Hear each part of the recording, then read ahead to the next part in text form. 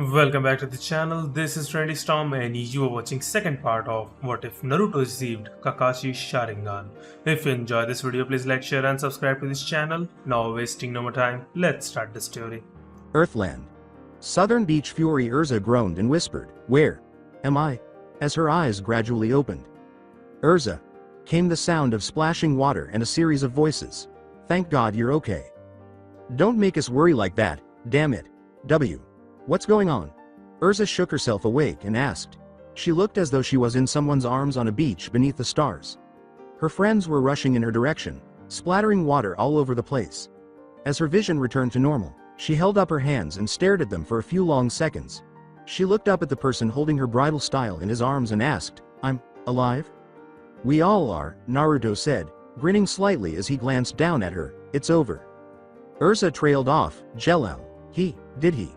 Her question went unanswered as Naruto fell to his knees, holding her in his arms. "I don't know if he survived or not," he said. "You really cared about him. But sometimes, you just can't save everyone. The only option people like us have is to move forward and never give up, even at the end." "You're right," Urza said with a sorrowful smile. "Fairy tale. I can't really imagine a world without my comrades." It was Natsu who answered, "It's the same for all of us, to that. You're a member of Fairy Tale. You're one of us and we weren't going to let anyone take you away." "That's right," Lucy said with a nod. "You all." Urza smiled and closed her eyes. She said, "Thank you, to them. Indeed, I must live for the sake of my comrades rather than die for them." She thought as tears poured from both of her eyes, because that's the only way to bring about a happy future. Naruto smiled and said, "Let's get out of here." The Fury Southern Beach Hotel in Earthland. Glancing at the bandaged, bedridden Natsu, Gray questioned, "Is this guy really going to be okay?" "Yeah, seriously. He's been sleeping for 3 days now," Lucy said. Happy yelled into the Dragon Slayer's ear, "Natsu, Lucy is dancing for everyone while dressed like a maid." Lucy sighed and turned away, saying, "I'd be pissed off if that managed to wake him up," but the young man with the pink hair suddenly smiled. "No grinning in your sleep." Urza said, "Oh, just let him rest a little longer," from the desk across the room. Not that it could have been helped under the circumstances, Itachi thought. "I took a gamble when I allowed him to devour the black flames of Amaterasu. By all rights, he should have been incinerated by merely touching it," he said with a grunt. "Fortunately, I only needed to buy Naruto-kun some time to heal. Otherwise, I would have had to launch an offensive and run the risk of leaving the others vulnerable." With a sigh, Gray reclined in his chair and said, "This guy is turning into a monster every day." As he looked down at the young man's sleeping face, Itachi thought, "Natsu's skills are extraordinary. His body was able to break down Amaterasu into mere particles and absorb the energy from it, thus triggering that transformation we saw. This boy's potential rivals Naruto. Kuns. They even act somewhat alike. I wonder." Urza apologized, saying, "I really don't know what I can say. I caused so much trouble to all of you in this incident." "Don't worry about it," she was told by Naruto. "We won and we all made it out of there alive." "Whatever became of that girl from Element 4? Urza inquired, shifting the topic. "Juvia? Oh, she's already on her way back," Gray replied. "She ran off to find the old man because she said she wanted to join Fairy Tale as soon as possible." "I see. I hear she helped us out a lot, so I would have liked to be there to back her up, but," Urza thought. "Aren't you supposed to be sleeping?" the redhead was asked by Naruto. Shaking her head and dismissing his worry, Urza said, "I wasn't really hurt that much. It could have been a lot worse." Muttering, "That's an understatement," Gray said. Urza stood at the edge, her arms resting on the banister, looking out at the serene ocean reflecting the moonlight. "So this is where you were," Naruto said as he stepped out onto the balcony. "What?" As he got closer, Urza said over her shoulder, "Oh, it's you, Naruto. How are you?" Naruto questioned her. "I don't know if Jelal was actually possessed by Zeref's ghost, but he was able to turn some of my old friends into some of my worst enemies. I'm just thinking about my old comrades. My old friends. I feel like I've betrayed them," Urza replied. "Without a second thought, I simply left them after Itachi beat them." "I know the feeling," Naruto stated. "Before I came here I was being hunted by a group of S-class criminals called the Akatsuki who wanted to harness the demonic power I have." Urza said, "I heard that your home was destroyed," in a somewhat muted tone. "You heard that from Itachi?" "Of course he did. He used to be one of them. A member of the Akatsuki. Before he was brought here," Naruto said, shaking his head in response to the question. Urza thought, so Naruto and Itachi were actually enemies. The village chief could have gone back and protected my house. Naruto went on, that didn't work out as well as we'd hoped. My old sensei infiltrated the Akatsuki's home village and was killed by their leader. The Hokage ordered me to stay here out of the Akatsuki's reach. They knew Konoha couldn't protect me now that Ero Sennin was dead, and the Akatsuki attacked Konoha directly as soon as they realized they couldn't locate me. In a single day, the entire village was destroyed, and I was not present to take any action. Urza muttered, I apologize. It seems like everyone has issues. Yeah, Naruto said with a sorrowful nod. 4 years ago, Itachi's younger brother, who was my closest friend, betrayed us. I ultimately failed to fulfill my promise to the girl I liked that I would bring him back to her. No matter how hard I try or how far I go, it never seems to be enough, and I've always failed. Have you stopped? Urza questioned him. There is nothing more I can do about my home or the people who died for me, Naruto retorted, but I'm not just going to let the Akatsuki take me. I'll never give up. I'll keep going forward and never look back at what might have been, unlike my old friend Sasuke. Konoha is my past, and Fairy Tail is my future. Keep going, huh? Urza grinned and said, Sho, Simon, Wally, Miliana, Jelal. I'll keep going. I forgive you all, and I'm sorry for something. Naruto turned back to face the door and said, let's go back inside and get some sleep. Urza said, Naruto, wait, abruptly halting him. What is it? Naruto turned half towards her and asked. Urza surprised him by grinning and giving him a hug. Thank you, she said. Huh? Naruto asked, unable to understand what she was doing. He had witnessed others embrace before but had never done so himself. Oh, you're welcome. Even as he wrapped his arms around her and gave her a hug in return, it sounded like a question. They split up and went their separate ways without exchanging words. Magnolia, Fairy Tail Guild in Earthland. What the devil? As they all gathered in front of the recently finished Fairy Tail Guild, Naruto's voice reverberated, is anyone else witnessing this? The guild that was destroyed in the conflict with Phantom Lord a few months ago was much smaller than the new one. Then Gray trailed off, that was a shock, said Urza. They really got it done? Natsu let out a startled cry. HN, grunted Itachi. Lucy thought, it looks like a castle, as she perceived the scene. Mira Jane waved at them from the doorway, hey, welcome back to Fairy Tail. When Natsu said, it's totally different from before. We did rebuild it from scratch, Mira Jane said, adding that there is now an outdoor cafe and a gift shop with Fairy Tail tea.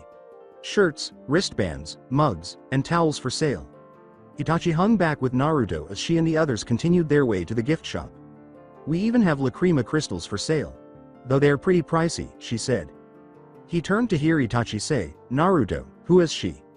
Mira. Chan? She's usually in charge of the guild whenever the old man has a council meeting, so it's surprising you haven't met her yet, Naruto said.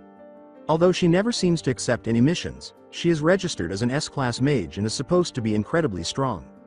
Her chakra is strange, Itachi thought. You cannot tell me you haven't noticed. So you're saying that Sharingan noticed? She and her brother are the same, so I think it's their branch of magic, Naruto said, although it sounded more like a statement than a question. Perhaps, admitted Itachi. It looks like you guys are back at last. Come on inside and check it out, said Kana, speaking from the doorway and pointing to the main hall. Natsu complained, it's not like it was before, as the group surveyed the guild's new main hall. One of the blonde servers, wearing a minimum dress from Fairy Tail, smiled and said, hey there, welcome to Fairy Tail. With a glazed expression, Gray trailed off, the waitresses have got new outfits. Naruto remarked, nice legs, but the redhead at his side interrupted him with an elbow. You idiot, stop staring, Urza growled in his ear. Naruto said, Sorry, turning away. Why does she care? Girls are just so confusing. Sakura. Chan did the same thing. It had been 3 months since the blonde had entered her life, and even she had to admit that she had begun to think of him as more than just a friend. After the recent incident at the Tower of Heaven, he had become her lifeline and support to continue living in this strange world. I'll admit that the outfits are cute, but that doesn't give you the right to stare, Urza thought with a frustrated expression. Did the master come up with that? Lucy sighed and asked. Natsu sulked, it's all different, and that's not the only new thing we have. There is a pool behind the bar, an amusement center downstairs, and perhaps the most significant difference is on the second floor. Kana went on, anybody's allowed up there now, though of course, You still need an S-rank mage on your team to go on S-rank missions. Can we ascend to the second floor? Startled, Lucy asked. S. Rank, huh? Even though the redhead by his side could hear him, Naruto muttered. Is he interested in becoming an S-rank mage like me? He certainly possesses the ability to do so, Urza pondered. You're back at last, aren't you? An old, well-known voice raised its voice from the side. When Naruto said, "Long time no see, old man," he waved. Makarov nodded back, "Welcome back, all of you," and gestured to the woman with the blue hair by his side. "This is our newest member, Juvia. Cute, ain't she?" "So you've actually joined up?" At the sight, Gray smiled. Urza nodded and said, "Juvia, thank you for all of your help back at the tower." "So you're acquainted?" Makarov thought for a moment and then shrugged. As usual, Juvia spoke in the third person and grinned broadly. "Juvia has all of you to thank," she said. "Juvia will do her best." "Good luck." Lucy returned the smile. Makarov whispered to Urza, "In that case, you probably already know, but she used to be one of Phantom's." Urza reassured them, yes, don't worry about that," adding, "She's our comrade now." "I see," Makarov said, nodding and dismissing their conversation. "Well, make her feel welcome. Oh, and I'd like you to meet another new member," he said, turning to face one of the tables. "Come on over and say hello." "Another person?" As they turned to face the table, Happy inquired. "What?" Lucy recognized him and let out a startled shout. "Are you serious?" Gray shouted. Natsu gave the man a fierce look and said, "Gajeel Red Fox, why is this punk here?" "Master? Is this supposed to be some sort of joke?" "What?" asked Gray. "Hold on," Juvia begged, "brought him here." "Am I overlooking something?" Itachi asked. "That guy used to be one of the top members of Phantom Lord, a guild that Fairy Tail was at war with 3 months ago," Naruto said. "From what I heard, he is also a dragon slayer like Natsu, only he uses iron instead of fire." "I see," Itachi said with a sympathetic nod. "Juvia is one thing. But this guy was directly responsible for our guild's destruction," Urza said. Now, he was only acting on Jose's orders back then," Makarov argued. "It couldn't be helped. You know what they say. Yesterday's enemies are today's friends." Naruto complained, glaring at the Uchiha by his side. "I know the feeling," he said. Itachi agreed with a grunt. "Stop wasting your time. I can't work with a guy like that," shouted Natsu. Gajeel shot back, "Oh, don't worry, I'm not trying to be all buddy with you. One guild is as good as the next. I need a job. Not that I ever thought I'd end up working at a nasty guild like this." "What did you say?" Natsu snarled out. "Gajeel-kun is always so lonely," Juvia cried. Juvia couldn't bear to just leave him. I mean, Juvia doesn't like him or anything. "It is the duty of an old man like me to guide young men who have lost their way back onto the right path." Makarov spoke wisely. "He's not a bad guy at heart, you know, at least. I hope not. If this is Master's decision, then I will support it, but I think we should at least have someone keep an eye on him for the time being," Urza said clearly. "It's not like we haven't done something like this before." Indeed, Itachi thought as he remembered that despite the fact that he was now recognized as a friend and comrade by the others in Fairy Tail, he was originally an enemy of Naruto's, and the two had almost killed each other during their little reunion back when he confronted the young Uzumaki. "Is something wrong?" Lucy asked Natsu. "I dunno," Natsu shivered. "This new guild, it doesn't feel right." "Hurry up and take a seat. The main event is about to start," Kana told them as she pushed the group to one of the empty tables, and the moment they were seated, the light went out and shrouded the room in darkness. "Too dark," Natsu said and breathed a small stream of fire into the air above him to cast some light on them. "Stop doing that," Kana ordered. "It's a show, it's meant to be dark." "What's all this now?" Gray asked. "There's a stage over there," Lucy said as the stage lit up with lights. "Is that Mira-chan?" Naruto blinked as the curtains parted to reveal the white-haired beauty in a dress with her legs crossed sitting on a chair and a guitar in her arms. "I gently touch the desk where you used to sit. Alone once more today with the shadows. I look up to the sky and whisper a prayer. You're out there, somewhere, too, under this vast sky. I bear with the tears even as I tremble. Even when the darkness threatens to swallow me. Don't forget. There will always be a place for you to come home to. And people waiting for you," Mira sang and the crowd cheered. All was well. Natsu yelped in pain as Gajeel stood on his foot, causing him to stand up and turn on the Iron Dragon Slayer. What the hell was that for? You did that on purpose. Shut up. Stop interrupting Mira. Chan's song. A random guild member shouted as he and his friend hurled a pair of mug at the two Dragon Slayers. Here we go. Naruto grinned. Okay, who threw that? Natsu yelled as he flipped over the table. Damn it, Natsu. Stop screwing around, Gray shouted as he stood up, accidentally knocking over Urza's cake that she was just about to eat. My. Strawberry cake. Urza muttered as his eyes darkened. Oh no, Naruto shivered. Naruto.kun, I recommend that we retreat immediately, Itachi spoke up. Too late, Naruto winced as Urza jumped to her feet, knocking down Elfman with one kick and jumping into the fray. It's just another day in Fairy Tail. I guess this is no time for ballad. Huh? Mira Jane mused before in an instant she tore off the dress, leaving her in a miniskirt and revealing top.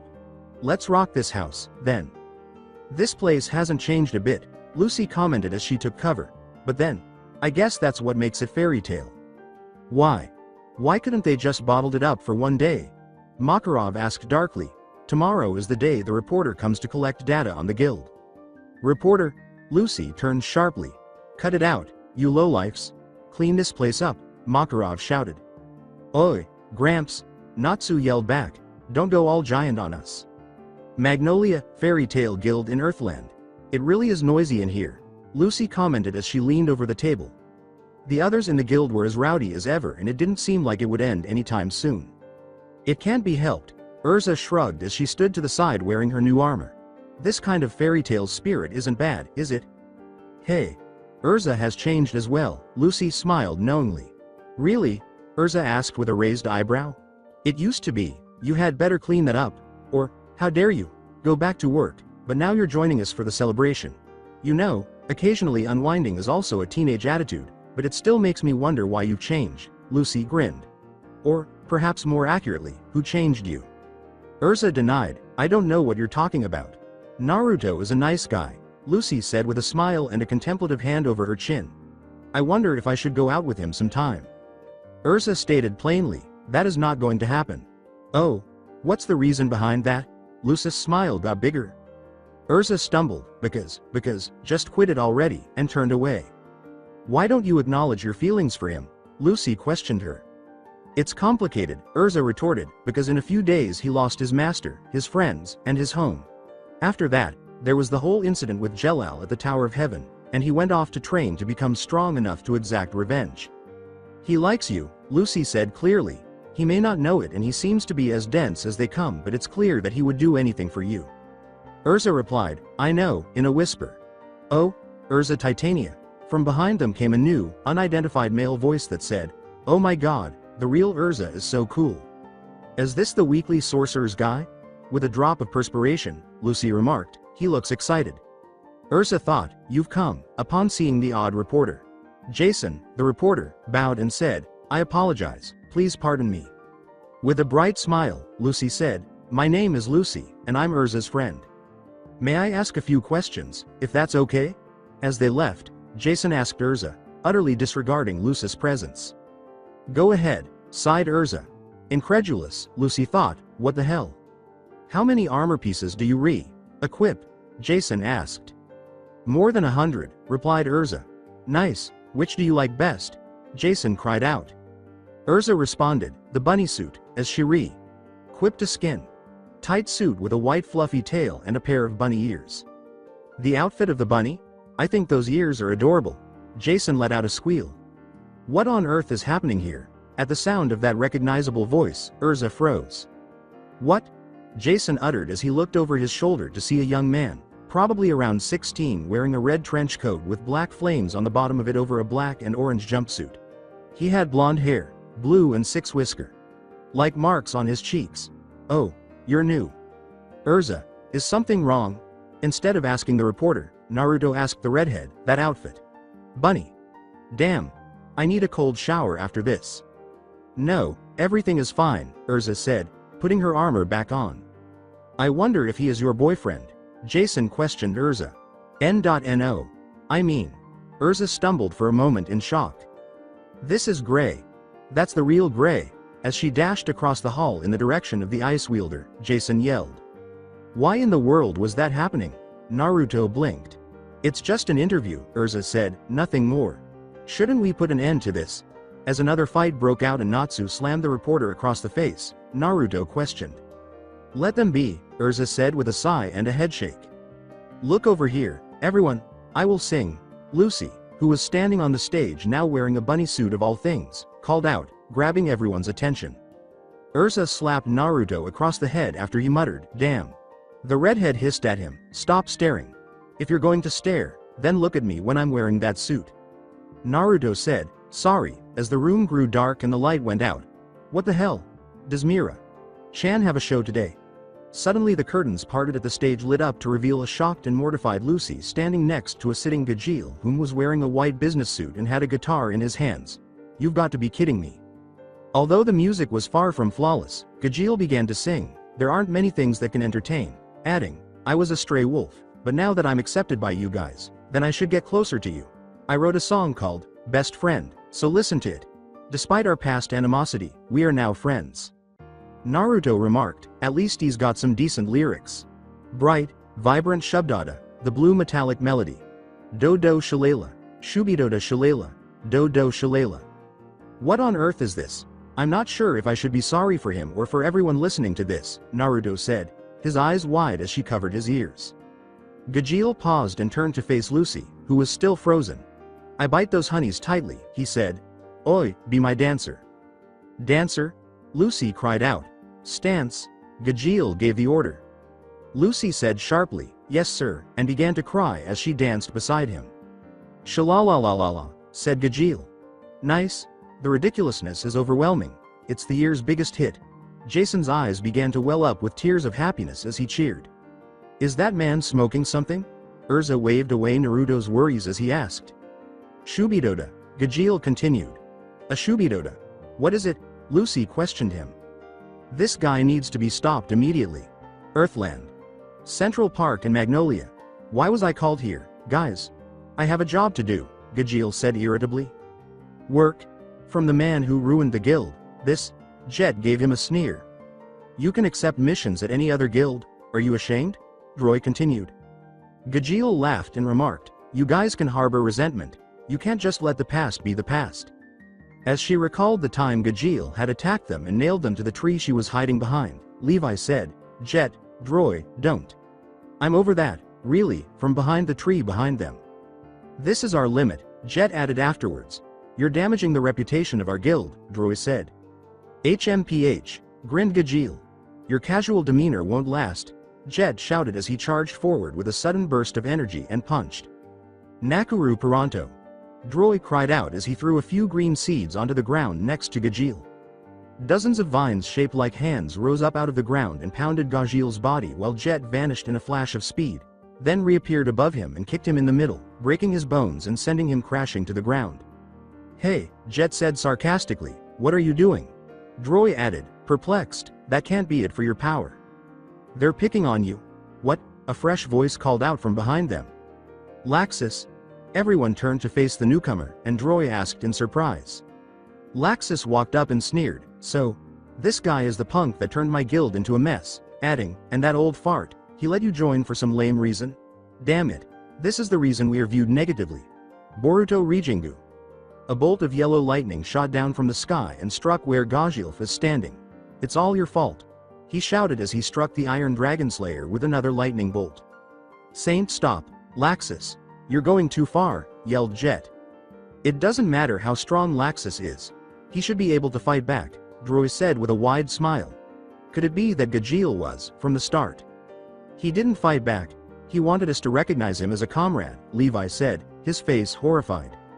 Laxus growled and kicked Gajeel away, saying, it's all your fault that we're being made fun of. Why don't you just die? Anyone who opposes Fairy Tail will be killed. Enough of that, Laxus, Jet yelled once more. Stop talking. Silence the little weaklings. Laxus shouted back as he threw a lightning bolt at them, or more precisely at Levi. Gajeel pushed himself to his feet, slid between Levi and the yellow lightning, and used his arm to protect her from the attack by transforming it into an iron club. Gajeel? Surprised, Levi asked. He kept Levi safe? Droy stumbled in disbelief.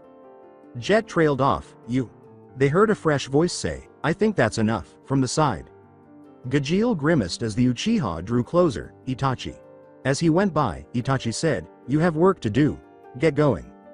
Gajeel said, fine, and turned to leave. But. Levi stumbled the words. Gajeel waved it away as he stumbled. Don't worry about me, he said. Are you bold enough to meddle? Laxus glared and said, I'll deal with you too. Itachi replied, I have already ensnared you in my genjutsu, so it's too late for that. What are you? When Laxus asked, Itachi erupted into dozens of black crows. Itachi heard people around him say, your strength of body is impressive. However, your strength of will has much to be desired, as he felt his consciousness depart and collapse to the ground, face down. How did you treat him? Startled by how easily Laxus could be defeated, Jet inquired. He appears to have very little mental strength, Itachi responded. I merely took advantage of that. Droy thought, this guy is on a whole other level.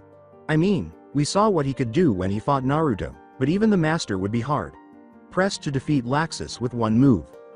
We should leave, Itachi said clearly. It won't be long before he overcomes my genjutsu and break, so we should withdraw before he regains consciousness. Yeah. Concurred Jet. Do you really think we should just leave him in this state? Levi inquired anxiously. Itachi replied, HN, as if indifferent, and began to leave. Jet motioned for her to emerge from behind the tree, saying, come on Levi. Levi said, okay, and the three members of Team Shadow Gear trailed the lone Uchiha away from the blonde mage who was unconscious. Later that night, on the outskirts of Magnolia, 6 cloaked figures stood with their backs to the moonlight, each with a different style of orange hair and a series of black piercings covering their faces. Their eyes were gray with black rings around their pupils, and their cloaks bore a distinctive red cloud design. It's time to begin. Magnolia, Fairy Tale Guild in Earthland. Miss Fairy Tale Contest? A bewildered Naruto inquired. It's a beauty contest, said Gray. I know that Lucy and Juvia have entered, but I'm not sure who else has. As they stood in front of the stage, Naruto remarked, back in my old home, we didn't have anything like this. A booming voice exclaimed, people of Magnolia Town, and people from nearby towns, as a member of the Fairy Tale Guild that Naruto had never met took the stage. And those who especially came from the underworld. Don't forget to go back to your graves when it's over. Okay. And for what you have all been waiting for. That fairy tale beauties will perform on this stage. Let the contest begin. The audience applauded as he continued. The announcer will be me, the Sand Mage Max Allure. Gray turned to face Natsu, who was eating, and shook his head, saying, that guy, for him to take responsibly. Hey, are you even listening? Naruto questioned, you don't think that Urza is in this thing, do you? Gray grimaced. Probably, he said. She'd never refuse a challenge, no matter what it is. When Max exclaimed, may I introduce to you, our first contestant, Miss Kana Alberona. The audience erupted in cheers as Kana took the stage. Dozens of cards began to spiral around her after she threw them out, hiding her form from view. Kana was wearing a bikini with her fairy tale stamp visible on the side of her extremely thin stomach when the cards abruptly fell away, revealing her. Wow! The cards are covering her body. She changed into a swimsuit. Damn, Naruto moaned, gripping his bleeding nose. There was no doubting that, with Kakashi and Jiraiya as his teachers, he had little chance, even though he professed to despise perverts. As he watched her leave the stage, he thought, after this, I need a cold shower. Max yelled, second contest, the new S-class member, the lovely, Miss Juvia, as Juvia appeared on stage and abruptly transformed into water. Juvia grinned as she changed into a swimsuit and water poured all around her. Gray. Sama, are you watching? She asked. Max remarked, wow, her performance also comes with a swimsuit. Naruto pondered, you know, I think Juvia likes you. According to Gray, like you're one to talk, Urza has been hanging around you more than she used to. Naruto blinked, perplexed, what does Urza have to do with anything? This man cannot be that stupid, can he? Gray pondered incredulously as Juvia left the stage. As Mira emerged, Max exclaimed, and now here is the third contestant. Her beauty can make all the men in Earthland drunk, Mira-Jane. Naruto exclaimed, even Mira. Chan is in this? Although he had heard that she was the cover girl for that weekly sorcerer magazine, he had never imagined that she would compete in a beauty pageant of this nature, even if it was fairy tale. When Mira took center stage, Itachi reflected, Her chakra is still different than a normal human. Hers appears to be much denser, but her brother's is similar. After declaring, "I am very skilled at transformation magic," Myra's head changed to Happy's. As she had stated, just the face, Gajeel, Happy's head abruptly changed into Gajeel's. Naruto shuddered when he saw Gajeel's face on a woman's body, particularly Mirajane's. "That's just not right," he said. Max went on, "Now for our fourth contestant.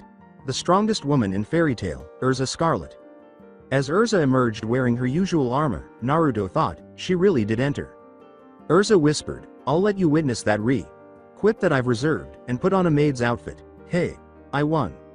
Naruto watched her turn and leave the stage, trailing off, "Damn." Naruto simply stood there in a daze when Gray called out, "Naruto. Hey, Earthland," to Naruto. "Hello?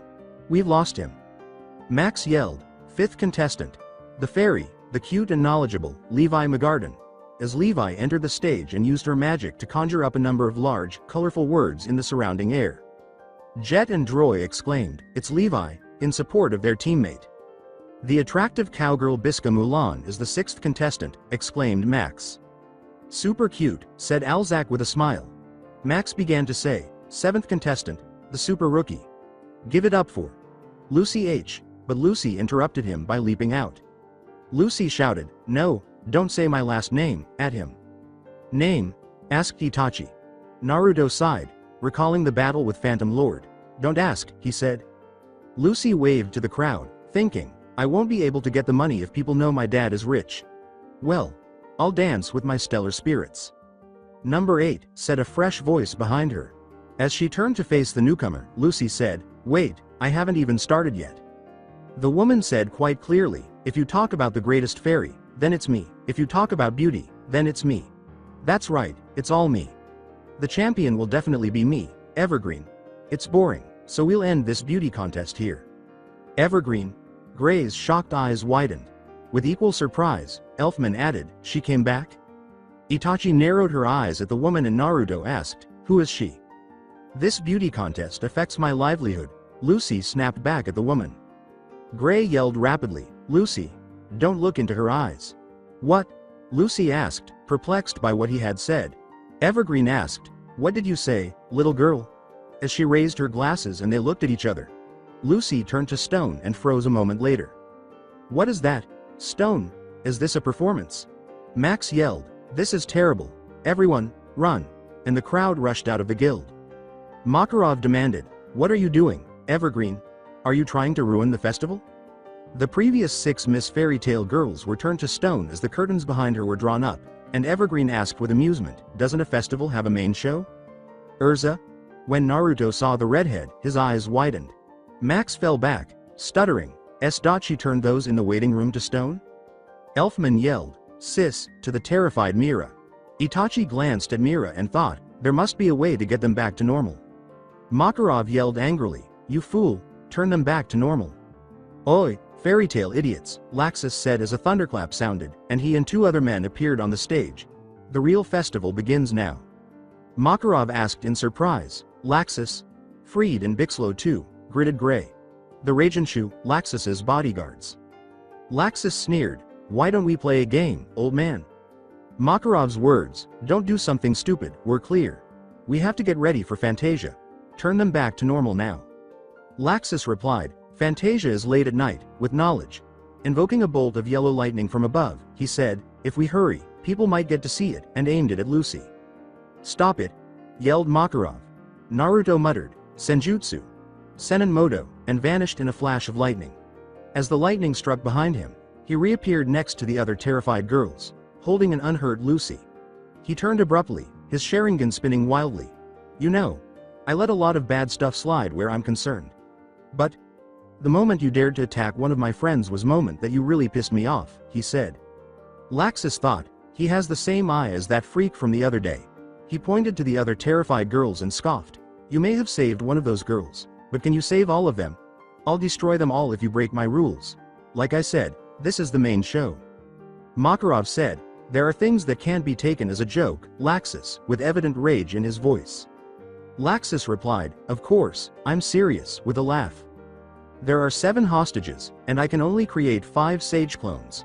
Naruto thought quickly, A normal shadow clone isn't fast enough to dodge one of those lightning bolts. Now what? Freed started, it's just a game, to find out who, after saying, is the strongest mage in Fairy Tail, Bixlow concluded. Laxus roared, the rules are simple, the last survivor wins. Fairy Tail fight starts now. Silence reigned for a moment after a table was blown into the air and dropped to the side of the room. Natsu pumped his fist into the air and smiled, saying, isn't this great? This is way too easy to understand, I'm revved up. Natsu. You're always up for a good time, aren't you? I kind of like that, Laxus said with a humorous smirk. As the Fire Dragon Slayer approached him, Makarov trailed off, Natsu. Natsu was going to throw himself at Laxus when Itachi put a hand on his shoulder and said, this is a festival, right, old man? Let's go. Your strength of will is admirable, however, in this type of situation the best way to defeat an enemy is to remove their advantage from the battlefield first, namely the hostages, Itachi stated to him. Makarov nodded, surveying the 7 terrified girls. He's right, he said. Evergreen clarified, you'll have to defeat us first if you want to free these lovely ladies. Her own statement, there are 4 of us, and about 100 of you. We're at a disadvantage, made her laugh. The time limit is 3 hours. If you cannot defeat us before that time is up, then these girls will be reduced to sand. Itachi bowed his head in acknowledgement and lifted it again to display his eternal Mangekyo Sharingan. Thank you for informing me, he said. Amaterasu, she screamed as black flames burst from his eyes and engulfed Evergreen. Laxus transformed his body into yellow lightning to save her, and he and Freed and Bixlow vanished in a flash of speed. He's fast, snarled Naruto. I can sense them, they're outside and they're splitting up. Itachi went on, probably heading for each corner of the town. He's gone. Hide dot and seek with the whole damn village to play in, damn that Laxus. Why, that absolute moron. Elfman roared, I've got to save Nei, Chan and the others, and rushed out of the room, with the majority of the guild trailing closely behind him. Damn those assholes. Capture Laxus. Hell, I'm gonna smash him to pieces. How dare you look down on us, Alzak said, Biska. I will save you, no matter what, and he and the others departed. Damn him, I'll put him in his place. That damn brat. Makarov roared in outrage as he followed the crowd only to run right into an invisible wall. What are you playing at, old man? Gray asked him. What is this? I cannot go any further. There's an invisible wall, Makarov strained as he pushed against it. What's wrong with you, at a time like this? I'm not seeing any invisible wall, Gray responded as he tried to pull the old master through the doorway, even resorting to lifting him off the ground and trying to drag him through. There's a seal in the air above you, Itachi spoke up as a series of purple runes hung in the doorway above them. Is this Freed's enchantment? Makarov mused. Enchantment? Gray asked. A form of barrier, Makarov explained. It's a form of magic placed upon a location, designed to trap those who stray within its borders. It must be inscribed in these runes all around the building. Those who stray within the enchantment are placed under certain rules, and without following them, escape is impossible. Look, rule. Those above the age of 80, and are stone statues, may not pass. What the hell is with this magic? It's like some kid saying, because I said so, and it actually works, Gray exclaimed. That is a very dangerous ability, Itachi mused. It takes time to inscribe an enchantment like this. As such, it is practically useless in ordinary combat, but incredibly effective as a trap, Makarov continued. So what, because of this magic, you won't be able to get out of here? Can't you just destroy it? I mean, come on, Gray gritted out. An enchantment's rules are absolute, Makarov responded, and this one encompasses both age and substance. Damn you, Freed. When did you become this powerful? In other words, he never intended to let you take part in this from the start, Gray mused darkly and turned away. Well, I guess we'll just have to give it our best shot. Why is it affecting me? Natsu shouted angrily as he banged on the invisible wall. Me too, Naruto growled out as he punched it. I really hate barriers. Are you over 80, Natsu? Makarov asked incredulously. Of course not. Natsu yelled back as he continued to punch at the invisible wall. It must be affecting you because of the Kyuubi, Itachi mused as he looked over at Naruto. Damn it, Naruto gritted out and stepped back. Well then, if I can't go through it I'll just have to go around it. He bit his thumb and formed a series of hand seals. Kachiyose no jutsu. He slammed his hand down on the ground and Gamakichi appeared in an explosion of smoke. Yo bro, Gamakichi greeted, What's going on? Long story short, there's a civil war going on and I'm trapped inside a barrier that I can't get out of. Can you reverse summon me to Myobokuzen and then back to Earthland? Anywhere in the town would do, Naruto asked. Sure. Gamakichi nodded. It's not like we haven't done it before. He disappeared a moment later in a poof of smoke. I'll see you guys on the outside. Naruto waved at them before he too disappeared in a poof of smoke. Itachi, Gray, Makarov spoke up. Go after Laxus and end this before it gets any worse. Right, Gray acknowledged. Itachi nodded and the two turned to leave. I'm not gonna show any mercy just because he's your grandson, Gray said clearly as they left. We're taking Laxus down. We should split up, Itachi suggested. We'll cover more ground faster. Yeah, Gray replied, and the two parted ways, moving through the city in different directions. Earthland. Ocean, Magnolia Gamakichi yelled, Gyaku Kachiyose no Jutsu, as Naruto emerged in a cloud of smoke. He had gone back to Myobokuzen and then traveled to Earthland via one of the water passages to reverse summon Naruto.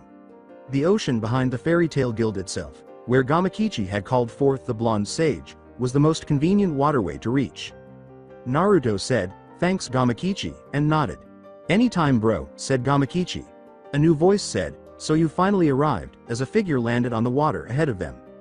When Naruto saw what she was wearing, he narrowed his eyes and asked, "Who are you?" Red clouds were emblazoned on a black cloak. Akatsuki. The new arrival, a girl with orange hair who appeared to be around 16, had two gray eyes with circles around the pupils, and a lot of black piercings on her face. Laxus certainly played his role well, the woman said. Whispering, Kachiyose no Jutsu, she slapped her hand against the water. 5 distinct individuals with identical hair, piercings, and eyes showed up at her side a moment late. With his fists clenched at his sides, Naruto thought, 6 people with the same eyes. This is pain. Gamakichi said, "Bro, head on back to Myobokuzen and tell Fukasaku. Sensei and Shima. Obaken the pain is here in Earthland. I might have to summon them for this," Naruto advised him. Gamakichi nodded and vanished in a cloud of smoke. "Right," he said. "Surrender the Kyuubi and I will make your death as painless as possible. Resist and I will take you by force," Pain insisted. Naruto growled as his uncovered Sharingan swiftly transformed into its Mangekyo form. "You want the Kyuubi? Come and get it then," he said. Earthland. Ocean, Magnolia. Kachiyose no Jutsu, Naruto muttered as he slammed his hand against the water, and a moment later, Shima and Fukasaku were at his side. Fukasaku looked at the 6 paths of pain and said, "We heard from Gamakichi, first. This isn't going to be easy, Naruto. Boy." In response, Naruto said, "I could do with some help here." Fukasaku explained. "Ninjutsu is useless against the chubby one because he can absorb chakra. The girl is new so she must be the one that replaced the summoning one that Jiraiya. Boy killed back in AIM." Naruto inquired, "Any ideas about the others?" "No," said Fukasaku. All other information about him that Konoha gathered was lost when the village was destroyed. "Damn," gritted Naruto. "Well then, it looks like I'd better take out that absorbing pain first." Shima questioned him, "How?" Whispering, Kamui, Naruto focused entirely on the Preta path. The spiraling vortex swiftly drew Preta in as time and space warped just inches from his chest. He possesses Senjutsu like Jiraiya, Sensei and Mangekyo Sharingan like Itachi. As his Preta path was torn apart, Pain thought, this will not be as easy as the other Jinchuriki. As he formed a familiar hand, Seal, Naruto thought, 1 down and 5 to go. Kage Bunshin no Jutsu, he said, and 5 shadow clones materialized beside him. The animal path whispered, Kachiyose no Jutsu, as she slammed her hand against the water. In a burst of smoke, a giant dog, a giant bull, and a giant rhino emerged a moment later. Together, they rushed toward Naruto and his clones, who were now preparing their next move, while running on top of the water. The real Naruto yelled, "It's ready. Go," as 3 of his clones leapt at the creatures he had summoned. The 3 Naruto clones yelled, "Senpo! Odama Rasenrangan," as they slammed 3 distinct chakra spheres the size of their bodies down on top of the attacking animals. They shouted, "Clear," as their strikes knocked the creatures aside. The real Naruto yelled, "Futon! Rasen Shuriken," as he threw the chakra shuriken at the remaining 5 paths of pain. What kind of jutsu is that? As the chakra shuriken closed in, Pain pondered. Diva muttered, "Shinra Tensai," and a moment later the chakra shuriken broke apart, sprinkling wind chakra all over his body. Did he repel it? At the sight, Naruto's eyes grew wide. You are clearly outmatched, Pain said aloud. With the cry, Senpo, Rasengan, two of Naruto's clones descended from above and struck human and animal with twin chakra spheres. What? As his summoned creatures vanished back to their origin, Pain pondered. 3 of the 5 clones he made used my summons, and the other 2 helped him form the chakra shuriken he used. He must have had those 2 clones leap up as soon as he formed it, forcing me to keep my focus on his jutsu. As his clones charged at the remaining paths from various angles, Naruto thought, only 3 left. Diva yelled, Shinra Tensei, and the shadow clones were instantly destroyed by being blown away. What on earth was that? Naruto thought, that wasn't a shockwave. Shirado, Asura said, removing its cloak to reveal a man with 3 faces, 4 arms, and a tail that resembled a blade. Small missiles exploded out towards the blonde sage as its arms spread wide. Gripping, Naruto leapt back. Damn it, he said. He was blown back in midair when the missiles exploded where he had just been standing. A moment later, he landed back on the water's surface and turned to face his opponent. However, when he did, he saw that Diva was standing in front of Naraku, and that there was a thing with the Rinnegan and purple flames covering its bottom. What on earth is that? Jigokudo, Naraku said clearly as the monster's mouth opened to reveal a fully healed human and animal paths. Naruto questioned him over his shoulder, how the hell did he resurrect those 2? When asked, I am unsure, Fukasaku replied. But Jiraiya Boy killed 3 of them and Pain resurrected them later. While forming another hand, seal, Naruto thought, so that thing must resurrect anyone who falls in battle. Fukasaku asked, why haven't you used up all of your sage chakra yet? Without Ma or I gathering it for you, you should have used up all of your own natural energy by now. Naruto responded, I found a way to gather it myself, recalling a lengthy conversation. Flashback without jutsu start Makarov asked, so you can use natural energy? But power like that must come with serious risk. Yeah, said Naruto. I can control it but I can only take in a certain amount and when it's used up I have to remain still in order to gather more. Makarov trailed off, I see. That could be a problem should you face someone who is able to last long enough for you to expend all of your natural energy. We tried a jutsu to allow one of my toad summons to gather it for me but the fox keeps interfering, Naruto complained. Makarov said, what about a lacrima? We could modify a lacrima to gather natural energy like we do for a Tyrian though I admit it will have to be surgically implanted within you. Naruto said, you can do that. Makarov nodded, poor Lyuzuka can. Yes, he said. Naruto nodded and said, all right, let's get started. Makarov concurred, if you're sure, I'll talk to Levi and see if she can help modify a lacrima for your use. No end to jutsu flashback Naruto exclaimed. Taju Kage Bunshin no jutsu. As 1,000 clones appeared all around them. An army will not save you here, Pain said. The clone army jumped at the 5 paths of Pain and retorted, we'll see about that. Senpo. Cho Odama Rasen Tarangan. They cried out as they swooped down on their adversaries brandishing enormous rotating chakra spheres. As Diva charged at the attacking clones, Pain thought, that is not good enough. Shinra Tensei. The clone army was flung back with a resounding pulse and dozens of explosions as the chakra spheres lost containment, all caused by a single powerful blast of gravity. What? When a chakra shuriken appeared out of the smoke and headed straight for Diva, his eyes widened. Naruto exclaimed, Futon. Rasen Shuriken, as the chakra shuriken slammed Diva squarely in the chest before enlarging into a whirling ball of wind and devastation that sent ripples through the water they were standing on. Asura muttered, Shirado, and then he released a green light beam from his hand that had transformed into what appeared to be a machine, like cannon.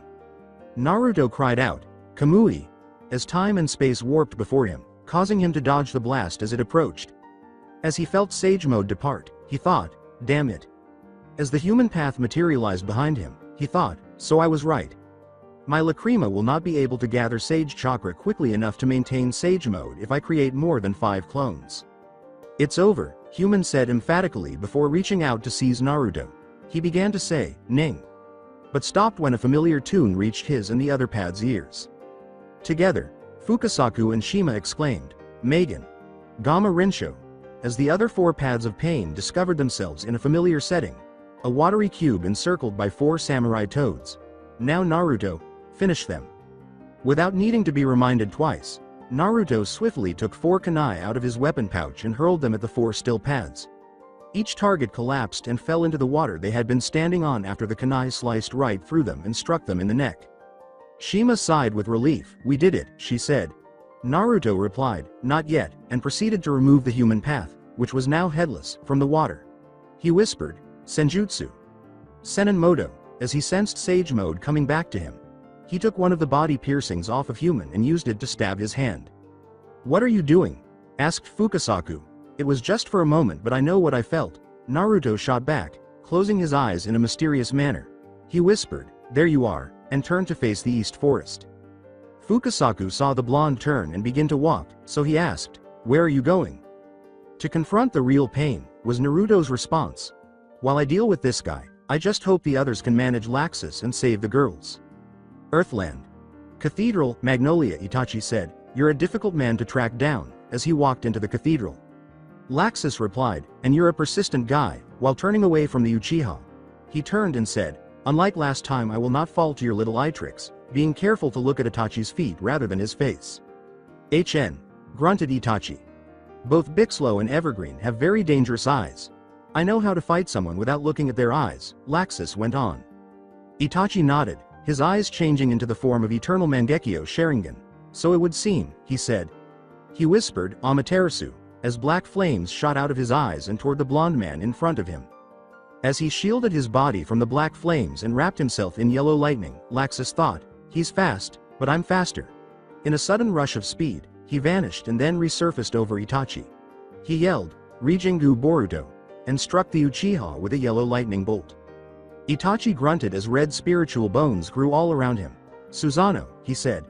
His words, "That level of skill will not be enough to defeat me," were crystal clear as the lightning crashed. When Laxus felt something he had assumed would never happen, he snapped his head to the side and thought angrily, "So that is his true form. Has Evergreen been vanquished? The hostages are now at liberty." Itachi asked, "Has something happened?" Laxus gritted his teeth and said, "The hostages have been released," his words laced with rage. "No matter, I will just have to up the stakes of this little game of ours." "Stakes?"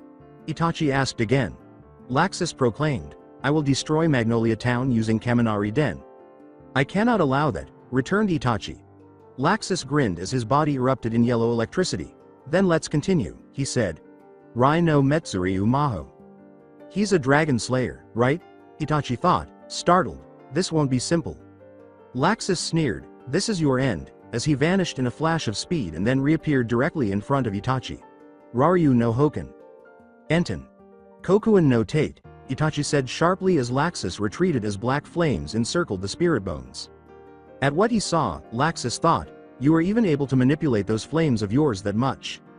As he studied the black flames he had produced, Itachi thought, "I could never do that before. Is this the Eternal Mangekyo Sharingan's power?"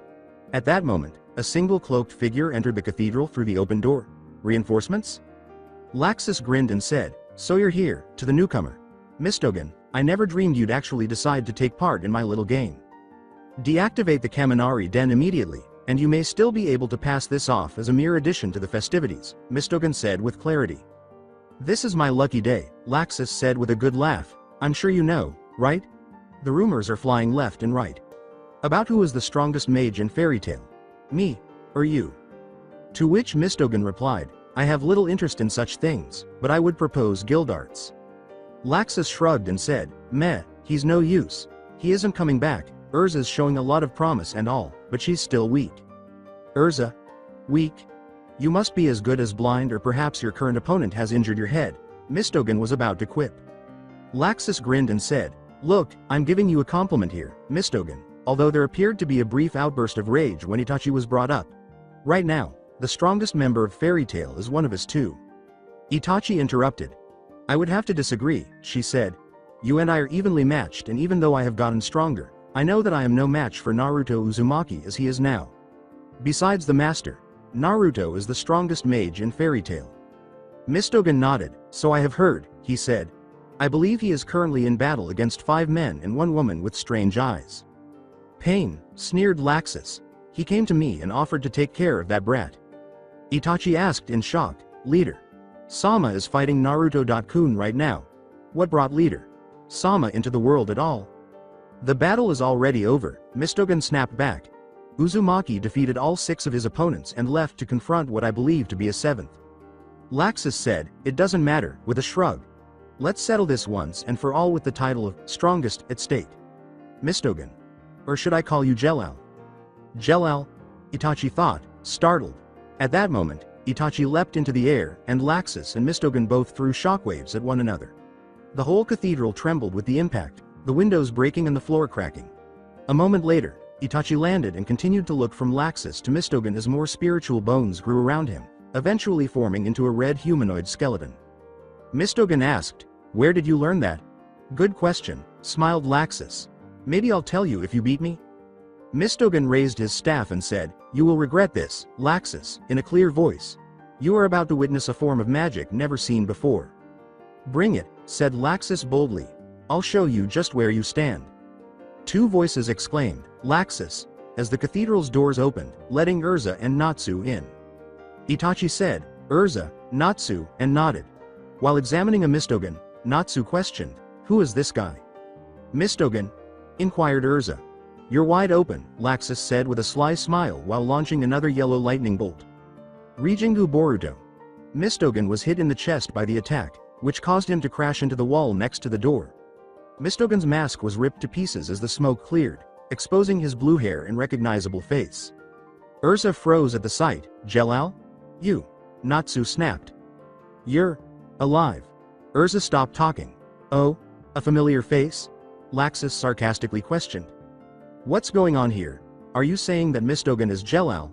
asked Natsu. "It would appear so," said Itachi. Mistogen sighed and said, "Urza. I wanted you, at least, not to see this face." "What?" Urza inquired, perplexed. She was informed by Mistogen, "I am not Jelal." His words, "I know him, but he is not me," caused him to turn away. "I'm sorry, I leave the rest to you." Natsu exclaimed, "Hey!" But it was too late. Mistogen had already left. When she didn't respond, he continued, saying, "You stupid idiot. Fine, I'll deal with you later. Laxus, it's you I'm here for." "Urza, I'll handle this guy, alright? Urza?"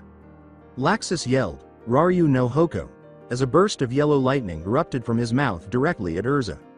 "Your opponent is me," Itachi said emphatically as he stepped aside swiftly and Susanoo surrounded him entirely. He prepared the flaming Totsuka no Tsurugi for his counterattack by bringing down the Yata no Kagami to deflect the blast. Laxus sneered at him and said, "You're an annoying pest." That was the magic of Dragon Slayer. Natsu thought in disbelief. Urza asked, "Just what are those things in the sky, Laxus?" Laxus grinned and said, "The Kaminari Den. I dare say that you've heard of it?" Urza asked again, "You're not planning to destroy the town?" "Ha ha ha ha, it's a new rule, it hurts to have to use it, but..." Laxus laughed. Urza screamed, "You swine," as she rushed closer and kicked him in the chest, sending him sprawling backward a few feet. 2 minutes to go, said Laxus. Urza yelled at the fire dragon slayer, "Natsu, you have to destroy them." Natsu gritted his teeth and said, "We can't destroy them, well, I mean. If we destroy them, then we get taken out with them." Itachi pondered, "That is a problem," Urza exclaimed, "Seitai Rinku Maho?" "That's right," Laxus said, grinning broadly, "nobody can lay a finger on those lacrima." Angrily, Urza trailed off, "You cowardly." With a, "Fine," she turned and began to return to the main doors. Natsu asked, "Where are you going? Don't tell me you're going to try and stop the Kaminari Den." "Ha ha ha ha. Useless. Just destroying a single lacrima could cost you your life. There are 300 individual lacrima floating in the sky up there, and you're out of time," Laxus chuckled. Urza said, "I'll destroy them all at once, with complete assurance." "Impossible," yelled Laxus, "and even if you did manage, you'd die for sure." Remarking, "But the town will be saved," Urza startled Laxus. "Itachi, Natsu. I'll leave Laxus to you too." Laxus demanded, "Why you? Are you trying to destroy the rules of the game?" Natsu said, "I can trust you too, right, Urza? And I don't mean on whether it's impossible or not, I mean you'll come out of this alive. Everyone, including Naruto, saved my life. I'm not going to waste it," Urza thought as she dashed from the tower and headed for the town center. As she vanished from view, Itachi thought, "That girl is something else." Laxus growled, "Damn it," and sprang forward. Natsu roared, "Karyu no Hoko," as a huge burst of flame burst from his mouth. "I am going to defeat you, here and now." Earthland. Cathedral, Magnolia. Itachi said. Natsu, get ready, as his spirit thunder god appeared and charged forward with the Tatsuka no Tsurugi. Laxus sneered, you little pests, as he dodged the burning sword. Natsu was told by Itachi, this man is a dragon slayer, like you. Natsu exclaimed, a dragon slayer? Since when? Itachi said, it surprised me too, and nodded. A fresh voice said, a dragon slayer, huh? From behind them. Not like I care or anything, but he's still an enemy of the guild. Urza is rounding up everyone else to deal with Kaminari Den, so that leaves this guy. Gajeel? Natsu asked, blinking. You're protecting the guild?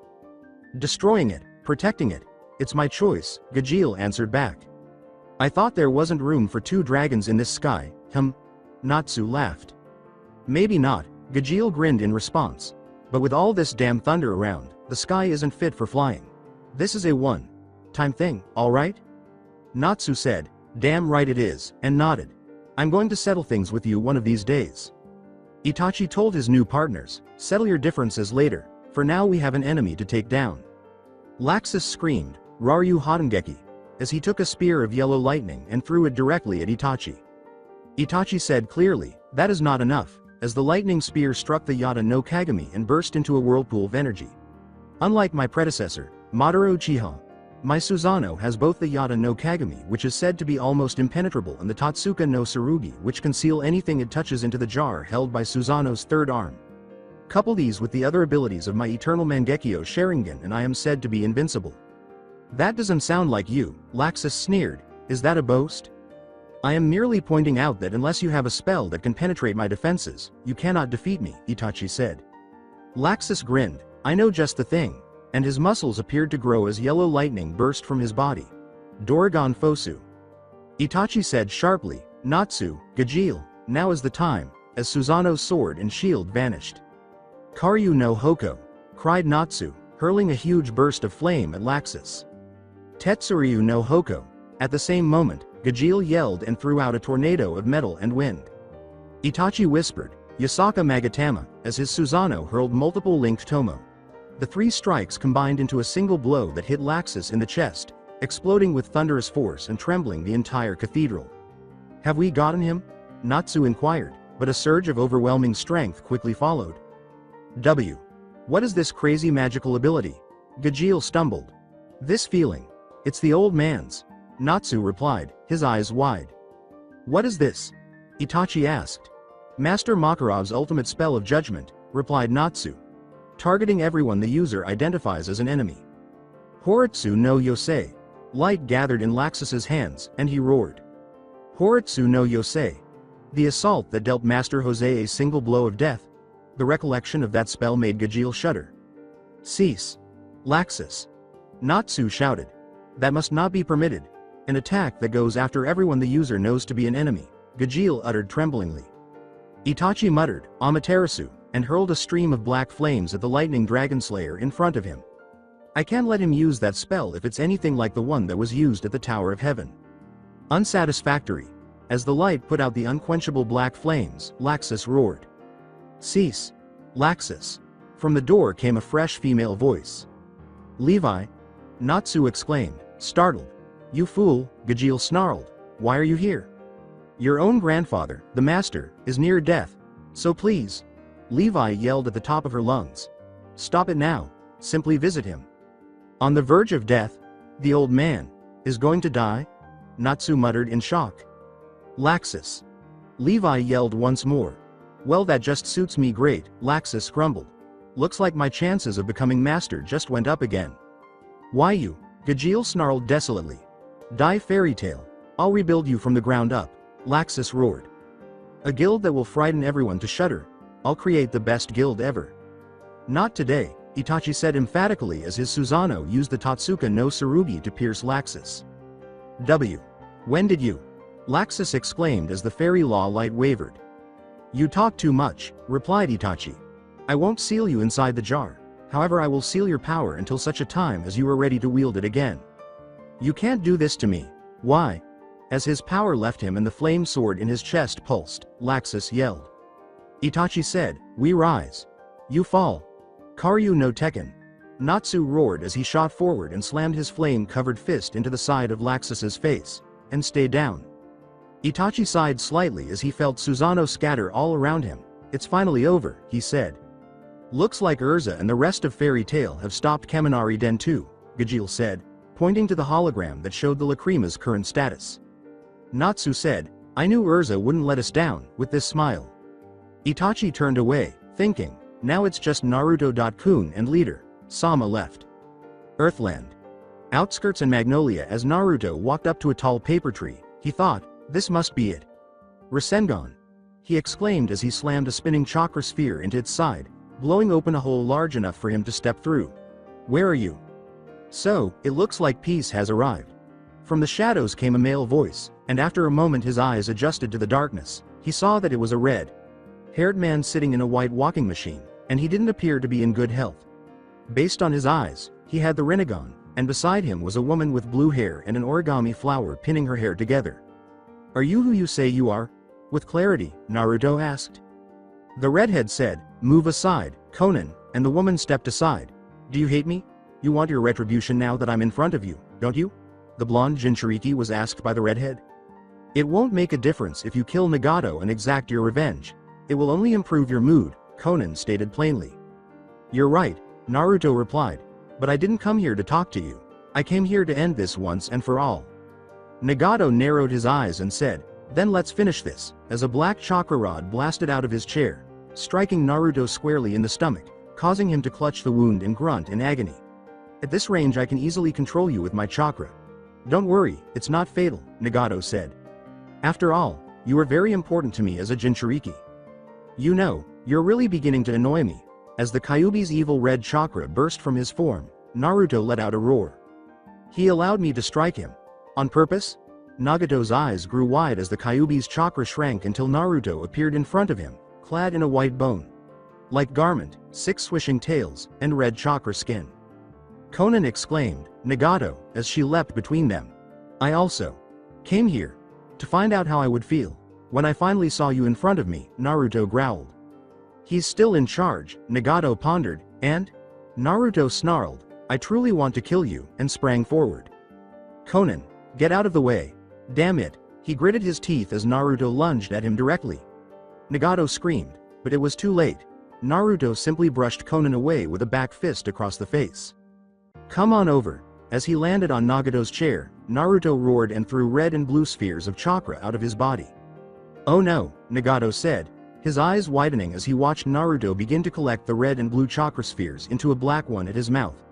Conan! Hurry! The god of rain raised his hands in a seal and yelled. Ima! Began Naruto. Tenon Bansho! Nagato yelled as he struck Naruto's chakra-covered face with a nearby boulder. A moment later, the world was engulfed in light. Magnolia, Fairy Tail in Earthland. It looks like thanks to poor Lyuzuka-san his life is no longer in danger, Urza told the crowd. Don't worry. The master is going to be just fine. Lucy, wearing a bandage, grinned and said, thank goodness, I was really worried for a while there. Hey, the old man's not gonna go out that easy, smirked Gray, who was also covered in bandages. His years are still showing, though, and if he experiences excessive stress, his health could deteriorate once more. I want everyone to remember that, Urza said. The blonde Jinchuriki could take care of himself, and according to Mistogen, he had even vanquished the 6 paths of pain before going out to face what appeared to be a 7th. I wonder how Naruto-kun is doing right now, Itachi thought. How are you? Mirajane inquired. HN, Itachi nodded slightly and grunted. Did you get hurt? What am I saying? He was fighting Laxus, so of course he was hurt, Mira asked. Itachi answered in his typical manner, it is nothing a little rest will not cure. Mira smiled and said, I wanted to thank you for what you did. When you were reduced to stone, it was Urza-san who vanquished Evergreen-san and set you free. I didn't do anything, Itachi said. You beat Laxus, Mira replied. Natsu and Gajeel may have helped, but it was you that stopped Laxus from destroying all Magnolia. Perhaps, Itachi thought, but everyone stopped when they sensed the rumbling of the ground. What was that? Natsu inquired. Naruto, replied Itachi. Urza said, I thought he'd returned by now, turning to face the Uchiha. What's going on? I didn't see him anywhere near Laxus or his team. Naruto-kun is currently in battle against my former employer, Itachi responded. Pain, the leader of the organization of S-class criminals known as the Akatsuki and the man who single-handedly destroyed Naruto-kun's home village in a single day. What? Is he now battling that monster? Why didn't you say anything? Screamed Urza. Sincerely, because in a fight like that, Itachi replied, we'd only be in the way. Urza proclaimed, I'm going after him, and made her way to the main doors. Earthland. Outskirts and Magnolia standing unsteadily on his severely crippled legs, Nagato thought, the power of the Kyuubi, magnificent. Nagato. From the brink of the recently created crater, Konan yelled. Konan, stay back. As the dust settled and Naruto appeared in six-tailed form once more, Nagato shouted back. Naruto snarled at him, you have one messed up idea of foul play, buddy, and it's driving me crazy. Nagato raised his hand and said, Bansho Tenin, and as the Akatsuki leader threw a big boulder at the chakra fox once more, Naruto felt himself drawn in his direction. What on earth is wrong with your jutsu? As the boulder came crashing down, Naruto made a chakra arm out of his chest and literally threw himself out of its way, allowing it to crash harmlessly to the ground where he had stood moments before. He yelled, sticking his tails into the ground and stopping his fall towards the Rinnegan wielder. Jutsu no Kachiyose. Nagato shouted as he slammed his hand to the ground and a big bird materialized in a puff of smoke. As Nagato soared to the top of the bird's head, Naruto thought, crap, come down here and fight like a monster. You crippled bastard. Hold still, you overgrown rooster. He thought as the bird dove and escaped the compressed red chakra beam. He yelled as he belched out bolts of fast-moving chakra at his now airborne opponent. They bounced harmlessly off of what seemed to be a bubble around the bird, forcing him to fire off a beam of red chakra at the bird. This will not be easy, Nagato thought, but his command of the Kyuubi is impressive. As Naruto began to charge red and blue chakra spheres into a black ball at his mouth, he thought, come on, come on, come on, Amari. As the black chakra sphere exploded directly at the fleeing bird, he yelled, Tensai Shinra. As the chakra sphere crashed into his bird's side and exploded forward, enveloping him, Nagato yelled. As Konan gazed at the devastation all around her, she thought, Nagato. As Nagato fell in front of the chakra fox, he thought, I need to end this now. I've got you now, Naruto yelled as he lunged forward with a spinning red chakra sphere in hand. Yoko Rasengan. Nagato moaned, Gakido. Fujutsu Kyuin, as the revolving chakra sphere struck his chest. A moment later, the Kyuubi's chakra appeared to slip away from Naruto and be drawn into Nagato, seemingly revitalizing him. A moment after that, he seemed to be in perfect health. Naruto was shocked to think, he's absorbing the Kyuubi's chakra, and leapt away, separating himself from the now uninjured Nagato. Bansho Tenin, Nagato said as his hand pulsed once more, drawing Naruto closer to him. Damn it, Naruto moaned as Nagato's blue chakra covered hand seized him. Nagato pulled his hand back with a white, blue ethereal thing attached, and he said, Ninjendo, clearly. As his Mangekyo Sharingan whirled wildly, Naruto thought, I don't know what the hell he is trying to do, but it can't be good. Kamui, he whispered as time and space warped, forcing him to jump back away from the blonde and break their connection with Nagato's outstretched hand. You can use all of your puppet's jutsu? As she observed, Konan thought, this is a battle between gods and demons, not between ninja. Surrender, Nagato said emphatically, for peace will follow your death. Calm. You slaughter my friends, destroy my village, and kill my sensei, and you have the audacity to talk to me about peace? Asked Naruto incredulously. Why are you acting so strangely? Nagato stated unequivocally, you cannot possibly understand my pain. Naruto retorted, I don't want to either. Shirado. When his arm appeared to separate and revealed what Naruto had learned to identify as a small cannon, Nagato yelled. Green chakra began charging in its tube as he took aim and then fired one sustained beam directly at him. Oh shit, swore Naruto, while his Mangekyo Sharingan whirled wildly. Kamui. Now I know why Itachi said he could never beat pain. This guy is a fucking monster. He yelled as time and space warped before him, bringing the blast closer. Nagato whispered, Shibaku Tensai, as he formed a triangle seal with his hands and a ball of compressed gravity emerged in the middle. Nagato. No, there isn't enough chakra left for you to use that jutsu. From the sidelines, Konan yelled. Konan, this is the Kyuubi that we are battling. I cannot afford to wait. As he launched the gravity ball into the air, Nagato shouted back. This guy is using the same jutsu as his puppets, but he has the strength and speed to back it up. It's like fighting Itachi, Urza, and Natsu at the same time, Naruto thought as the gravity sphere suddenly revealed light onto the battlefield. Oh shit, he added as he and most of the mountainside were lifted off the ground. How the hell do you beat something like this? This is your end, said Nagato. As he saw the piles of rock that had been lifted up were smashing into the chakra sphere and creating what appeared to be a moon out of it, Naruto thought. Think, damn it, that chakra ball he threw up into the sky must be what's causing all of this. If that's true, then all I have to do is get rid of that chakra ball, he thought, staring up at the new moon and focusing with all his might. Senpo. Kamui, he whispered as time and space distorted in the center of the new moon and sucked it in. Nagato was shocked to think he destroyed Chibaku Tensei as rubble rained down around him. Now what? Naruto gritted his teeth as he fell and landed on his feet, saying, damn it, I used up my sage chakra on that last jutsu. As Nagato continued, you have become a sage like Jiraiya, sensei. Jiraiya. Sensei? What the fuck are you talking about? Naruto growled angrily. Nagato answered, like you, I was also taught by Jiraiya. Sensei. He wanted peace and gave it to me. To stop future shinobi battles, I plan to unite the Biju and produce a weapon so strong that it will inflict suffering and terror. Sorry. Fear? I will not tolerate that at all. You were his student. He trusted you, and you betrayed him, Naruto retorted. When Nagato said, I will establish peace and order, Naruto shot back a glare, saying, any peace you create will bring nothing but suffering, and I'll stop you. Nagato stated unequivocally, your fate is to be the sacrifice in order for me to establish peace. Naruto gritted his teeth and said, you really need to stop underestimating me, as the surrounding debris exploded in smoke. Take him down. Nagato took a deep breath and raised his hands, thinking, when did he? As 1,000 shadow clones surrounded him. He must have done it just before he destroyed Chibaku Tensei and used the falling debris as cover. Shinra Tensei. It's over, he said, blasting the clone army away with a single, powerful push. Not yet, it's not, Naruto called out from above with a familiar spinning chakra sphere in hand. What? Nagato thought as he snapped his gaze skyward. It's too late for that jutsu. You haven't a ghost of a chance now. Rasengan. Naruto exclaimed as he thrust down as he descended towards his opponent. Gakido. Fujutsu Kyuin. Nagato spoke quickly as he absorbed the jutsu just as it connected. It's over, he said again as he grabbed Naruto and restrained him. Gakido. Fujutsu Kyuin.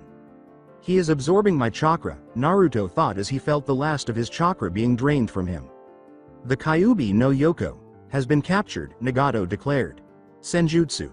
Senin Moto, Naruto whispered as he remained perfectly still and slipped some natural energy into the rapidly his depleting chakra reserves. What is this? Nagato thought as he felt the unfamiliar energy enter his body and tried to alter him from the inside. Sage chakra. Is hard to control, don't you think? Naruto winced with a grin as Nagato pushed him away, causing the blonde to fall face first to the ground. What did you do to me? Nagato rasped as he glared down at the exhausted blonde Jinchuriki. I just mixed in some natural energy required for Sage mode into the chakra you took from me, Naruto replied as he pushed himself back to his feet. Though I had thought it would turn you into a stone toad, but I think that Rinnegan of yours is trying to even out with the rest of your chakra so you don't transform. You. Nagato glared as Naruto held out his hand and started forming another spinning chakra sphere. It's too late for that jutsu. I'll just blow it away like everything. Give up. Shinra Tensei. His chakra pulsed, but unlike before, nothing happened. With that natural energy in your system, your chakra control must be screwed, Naruto grinned as he lunged forward.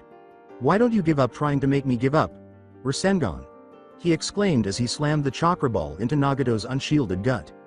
Impossible, Nagato thought as he was blown back and sent crashing into the side of a nearby cliff. Nagato. Konan shouted as she dropped down where her friend and partner had crashed. And stay down, Naruto breathed. Naruto, yelled the voice of a familiar red-headed girl as she landed a few away atop a chunk of debris. What happened here? Natsu asked as he and the rest of Fairy Tail arrived at the edge of the crater. How are you? Urza asked as she rushed over to the blonde Jinchuriki as he swayed on his feet. I've been better, Naruto admitted with a wince. Damn. Nagato gritted out as Conan threw his arm over her shoulder and pulled him to his feet. It would seem your allies have arrived. What will you do now? Will you kill me and take your revenge? The shinobi world is ruled by hatred and my plan is the only one that has any chance of succeeding. I'm not going to kill you.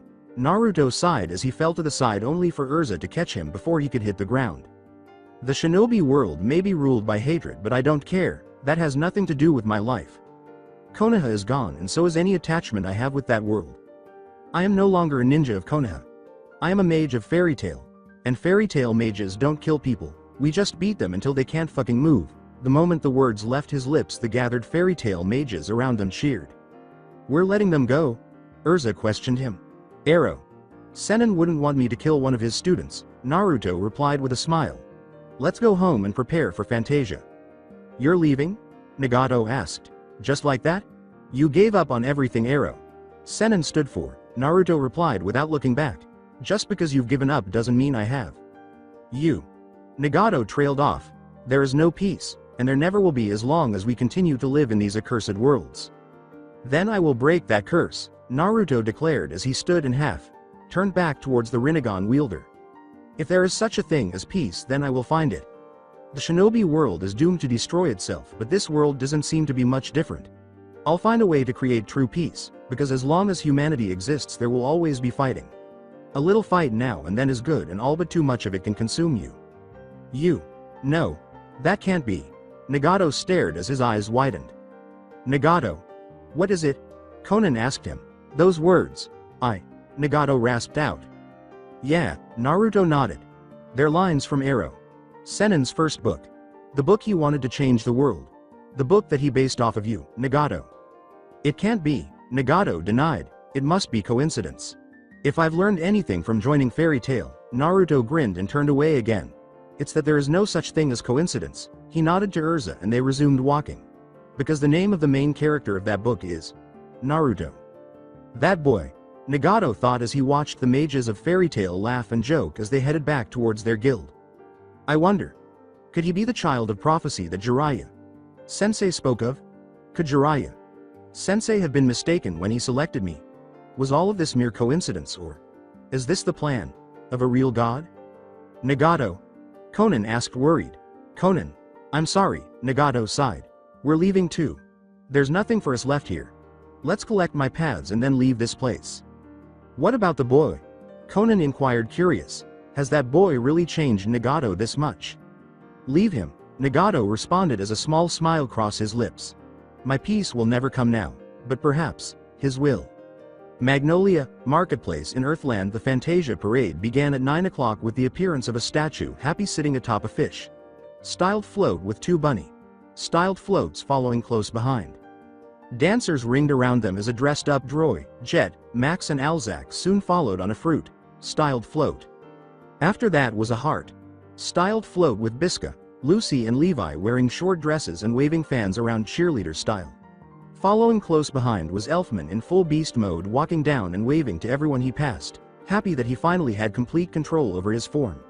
Next was Gray and Juvia dressed as a blue king and queen with an ice castle they had created standing right behind them on their own float.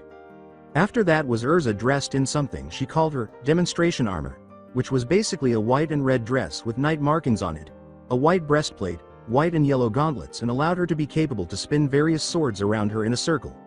Naruto stood right behind her with his arms around her waist while four of his clones stood at each corner of the platform with those familiar chakra spheres in their hands being held up to the sky. Next was Master Makarov's float where he stood atop what seemed to be a large red hat wearing green pants, a yellow shirt with purple sleeves, a pink tie, red gloves, a long yellow tail and a red hat with pointy yellow ears. He was dancing around with a grin on his face as Itachi followed his float close behind with the ethereal form of Susanoo overshadowing him and Mira riding on its shoulder wearing a long white dress. Finally Natsu was at the rear of the parade with crimson flames flickering behind him as he walked with Happy sitting the small green creatures that were pulling the mobile torches. Natsu turned his head up to the sky and lobbed a few fireballs into the darkness, letting them explode like fireworks. It's Fantasia. Awesome parade. It's the girls from the Miss Fairy Tail contest. So cute. They're fairies all right. What is that, too? It's an ice castle. Water is splattering everywhere. Look over there. Titania is here. Look at those blades. Get married to me. Is that guy everyone is talking about with her? The maelstrom of fairy tale, you know? Yeah, I think it is. Look at him with his arms around Titania, that lucky bastard. I would have thought she'd have stabbed him by now. Clearly not. The master is here, it's the master. What sort of attire is that? It does suit him. Come on, stop being such a fool already. Hey, is the man you mentioned yesterday the Dark Knight? The one in that enormous magic knight thing, you know? Yeah, it is. And take a look, on it, Mirajane. Haim is riding. He's so handsome and he's so mysterious. Mirajane. Haim is as beautiful as ever. The other fairy tale mages followed suit with smirks, grins, and broad smiles as fireworks erupted over the town. Makarov paused his dancing and raised his hand to the sky, pointing one finger upward and his thumb to the side before turning his arm around so the back of his hand was visible. As the parade came to an end, Naruto couldn't help but smile as Urza slid back into his chest and smiled over her shoulder at him. Fairy tale wasn't just a guild, it was a way of life, of freedom, and of family. It didn't matter who you were or what you were. Everyone in fairy tale was family, and in this world, family was the most important thing. After all, today wasn't that horrible. Magnolia, fairy tale in Earthland. After a week, everything was back to normal, or as normal as fairy tale could make it. Anyway, following their defeat, Nagato and Conan vanished and were never heard from again. Itachi hinted that they might have made their way back to the shinobi world, but Naruto was at a loss for what to think of them. Laxus left during the Fantasia parade after his grandfather, Master Makarov, excommunicated him from fairy tale. Naturally, this led to some issues. Despite everyone's attempts to dissuade him, Makarov had attempted to accept responsibility for Laxus's actions by resigning as master of fairy tale. Ultimately, it was one of Fried's remarks that convinced Makarov to abandon the concept. After that, there was Urza. Mistogen. Urza sat by herself at the table in the corner, muttering to herself. Do you mind some company? Naruto walked up and asked. Have a seat, Urza said, nodding to the chair across from her. Naruto pulled out the chair and took a seat at the table. I heard from Itachi that Jelal appeared in the fight against Laxus, he said. According to Urza, the master doesn't really know anything about him. He's been going by the name Mistogen while he was here. Maybe he was keeping an eye on you, Naruto recommended. I mean, it's not like he hasn't done it before when he infiltrated the council. The words, I know that, Urza admitted. But this Jelal didn't seem insane or suspicious, which was different from what happened with the council. He actually came across as almost sympathetic. Naruto added, anyway, I heard the results, shifting the topic. Results? Urza blinked, perplexed. The beauty contest, answered Naruto. Urza said, oh, realizing. She grinned and sighed, the Miss Fairy Tale contest, naturally I won. You did. Naruto grinned and nodded. He shook his head at the thought, not to mention you looked as hot as sin in that maid outfit. I've been corrupted by you, Arrow. Sennin. Damn you. Urza let out a sigh and looked directly into Naruto's lone eye. Then there was Fantasia, she said. I know it was my idea, but did you have to hold me that tightly? I err, was Naruto's stuttering reply. I was still aching from destroying those lacrima. You know? Urza got up and walked around the table, grinning. You could have been a bit gentler. Well, I thought you may have needed help standing up after that, replied Naruto. Urza slid herself into a sitting position on the table and turned to face the blonde. Despite the fact that your battle with pain exhausted you so much that I had to carry you back to the guild, she countered. Unconsciously, Naruto's gaze drifted from her face to her curves, and he thought, come on, think fast. I wasn't that exhausted. Naruto, Urza uttered quickly. Do you have feelings for me? She was obviously no longer playing around. The two had become closer during the 4 months since he joined Fairy Tail, particularly following the Tower of Heaven incident. But because they were so busy, the two didn't pause to consider their friendship.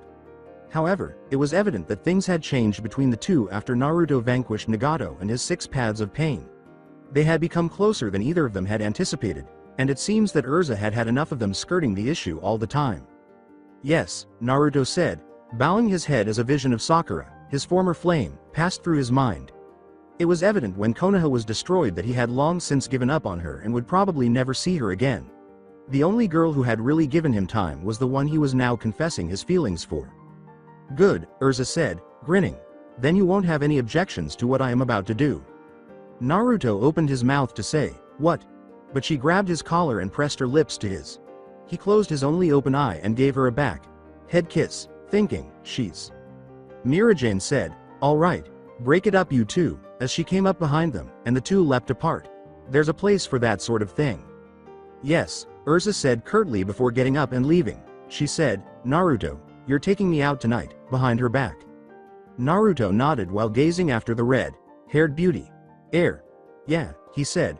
I told you that I didn't believe you and that you were just acting like a pervert as usual, but what exactly did you tell me, Arrow? Senin? There is nothing hotter than a woman who can kill you, you said. I retract everything I said because you were entirely correct. Mira-Jane's statement, Urza is a strong woman, caught his attention. Don't hurt her. I won't, said Naruto. That's a promise of a lifetime. After a few days, everything was back to normal, and the previous month's events were forgiven but not forgotten. Despite Urza's refusal to let him eat ramen during their few dates, Naruto and Urza had a great time. What'll I do? Lucy laid her head on the table and sobbed. Saying, I wish I had a boyfriend. Kana took a seat next to the blonde. What's with you all of a sudden? Lucy looked up and asked. Kana's response, men. It's men, summed everything up perfectly. Go without a boyfriend for a while and I start getting the itch, you know. Lucy's words caused her face to flush. What are you all embarrassed for? I'm not, Lucy stumbled, averting her gaze to hide her red face. Oh. Kana smirked knowingly as she asked. How many guys have you gone out with? Maybe like 3. Lucy gave a tense laugh. The answer was, yup, a total lie, Kana said. Haven't you ever wanted a boyfriend? Lucy said, sure, a little. But honestly, I don't really know. And it's not like there are many guys I like that way. Well, Urza has already sunk her teeth into Naruto and the rest are either hopeless like Natsu or total perverts, Kana thought. I may try my luck with Itachi. What about Natsu? Lucy inquired. Natsu was a good man, despite his hot-headedness and all. Natsu. Kana shook her head and sighed. He never really got over Lisana's death. Lisana. Lucy recalled that she had seen the picture of the white-haired girl several times. Everyone, pay attention. Lucy has never been in a relationship. Kana yelled into the space. Don't tell everyone, Lucy sobbed. Kana turned back to the blonde girl and said, don't be afraid. She pulled out a blue and white card and said, my cards have spoken. Today you will have a fateful encounter. A fateful encounter. A moment after Lucy's startled question, Urza sprinted past them in a purple dress. Urza, what's with the dress? Next is makeup, Urza replied, pausing to glance at them over her shoulder. I can't stay like this, she said as she started to run once more. Shubuda Duda, Gajeel sang as he walked by with a guitar in his hands and his white business suit on.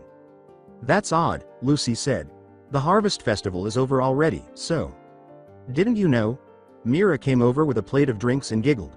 A reporter for the Weekly Sorcerer is coming to do an interview here. What? Lucy let out a startled gasp. The source is coming. He said he was writing a special feature on Fairy Tail, Mira continued. Interview. Reporter. Special feature. Fortuitous meeting. Lucy's eyes grew wide as she exclaimed, oh my god. I'm capable. She laughed ominously, making Mira take an uneasy step back. I can definitely do this, she said. Happy said, Natsu, Lucis broke, in passing. Maybe she ate something that went bad, Natsu said. Or maybe she's snapped under the pressure of having to pay her rent, Gray thought. I can't stay here, Lucy screamed and fled through the door. Happy said, well that was odd, in his typical manner. How the hell do you keep winning at this? Mikao tossed down his cards and asked. You said you've never even played before. Naruto smiled and shrugged, setting his cards on the table.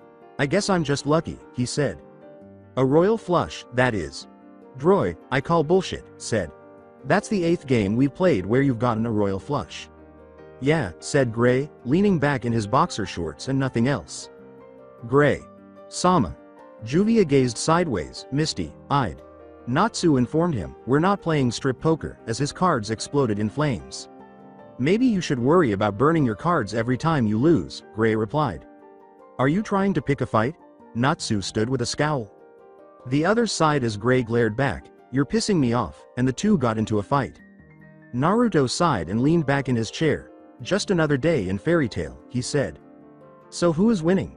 She came up behind him, still in her purple dress, and rubbed his shoulders tenderly before Urza asked. Naruto purred as she reached up and touched the side of his cheek. I am, she said. Stop that. Why? Are you sensitive to these marks? Urza asked more questions as she went about her work. Wipe those smirks off your faces before I pummel you all. Naruto glowered at the other people seated at the table, all of whom were smiling. Spoken like a man, declared Elfman.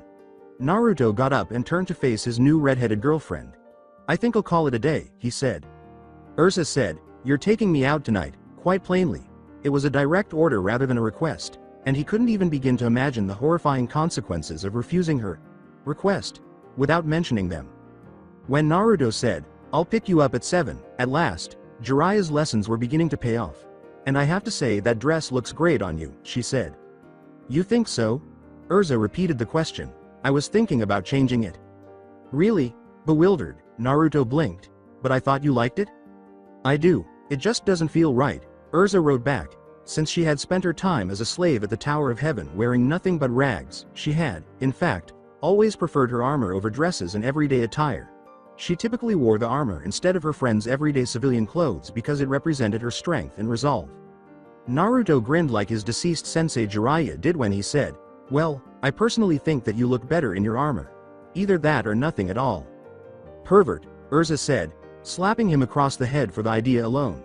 She averted her gaze to conceal her now red face, which had become the same shade as her hair. As she watched Naruto recover and pull out a familiar orange book, she thought, he has been becoming more and more of a pervert as the day goes on, especially when reading those books of his.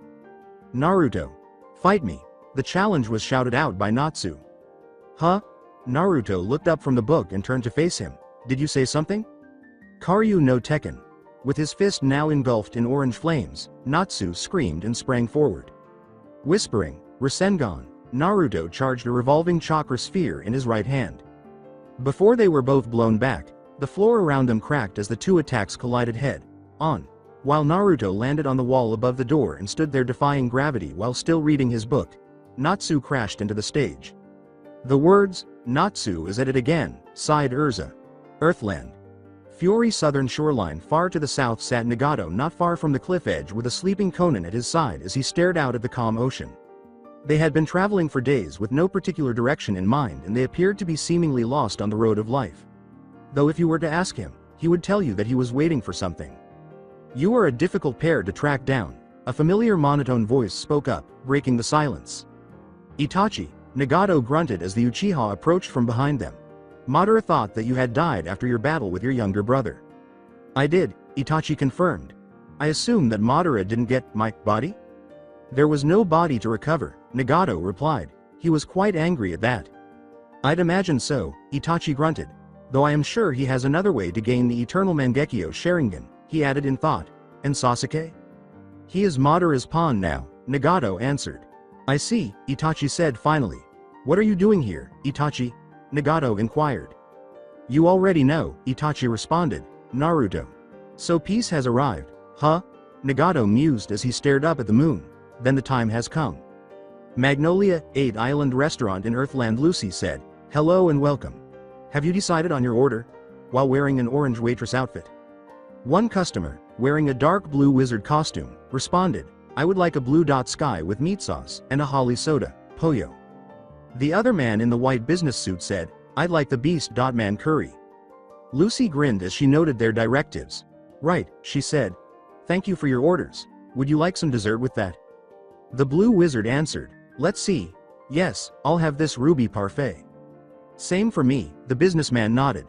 Lucy said, thank you very much, and turned away. I'm ready to order now, a different customer called. Coming, replied Lucy.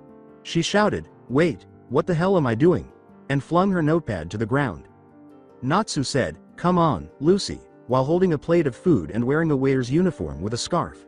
This is a job too, you know. Lucy retorted, what aspect of this seems like a mage's job to you? And what is with this outfit I'm wearing?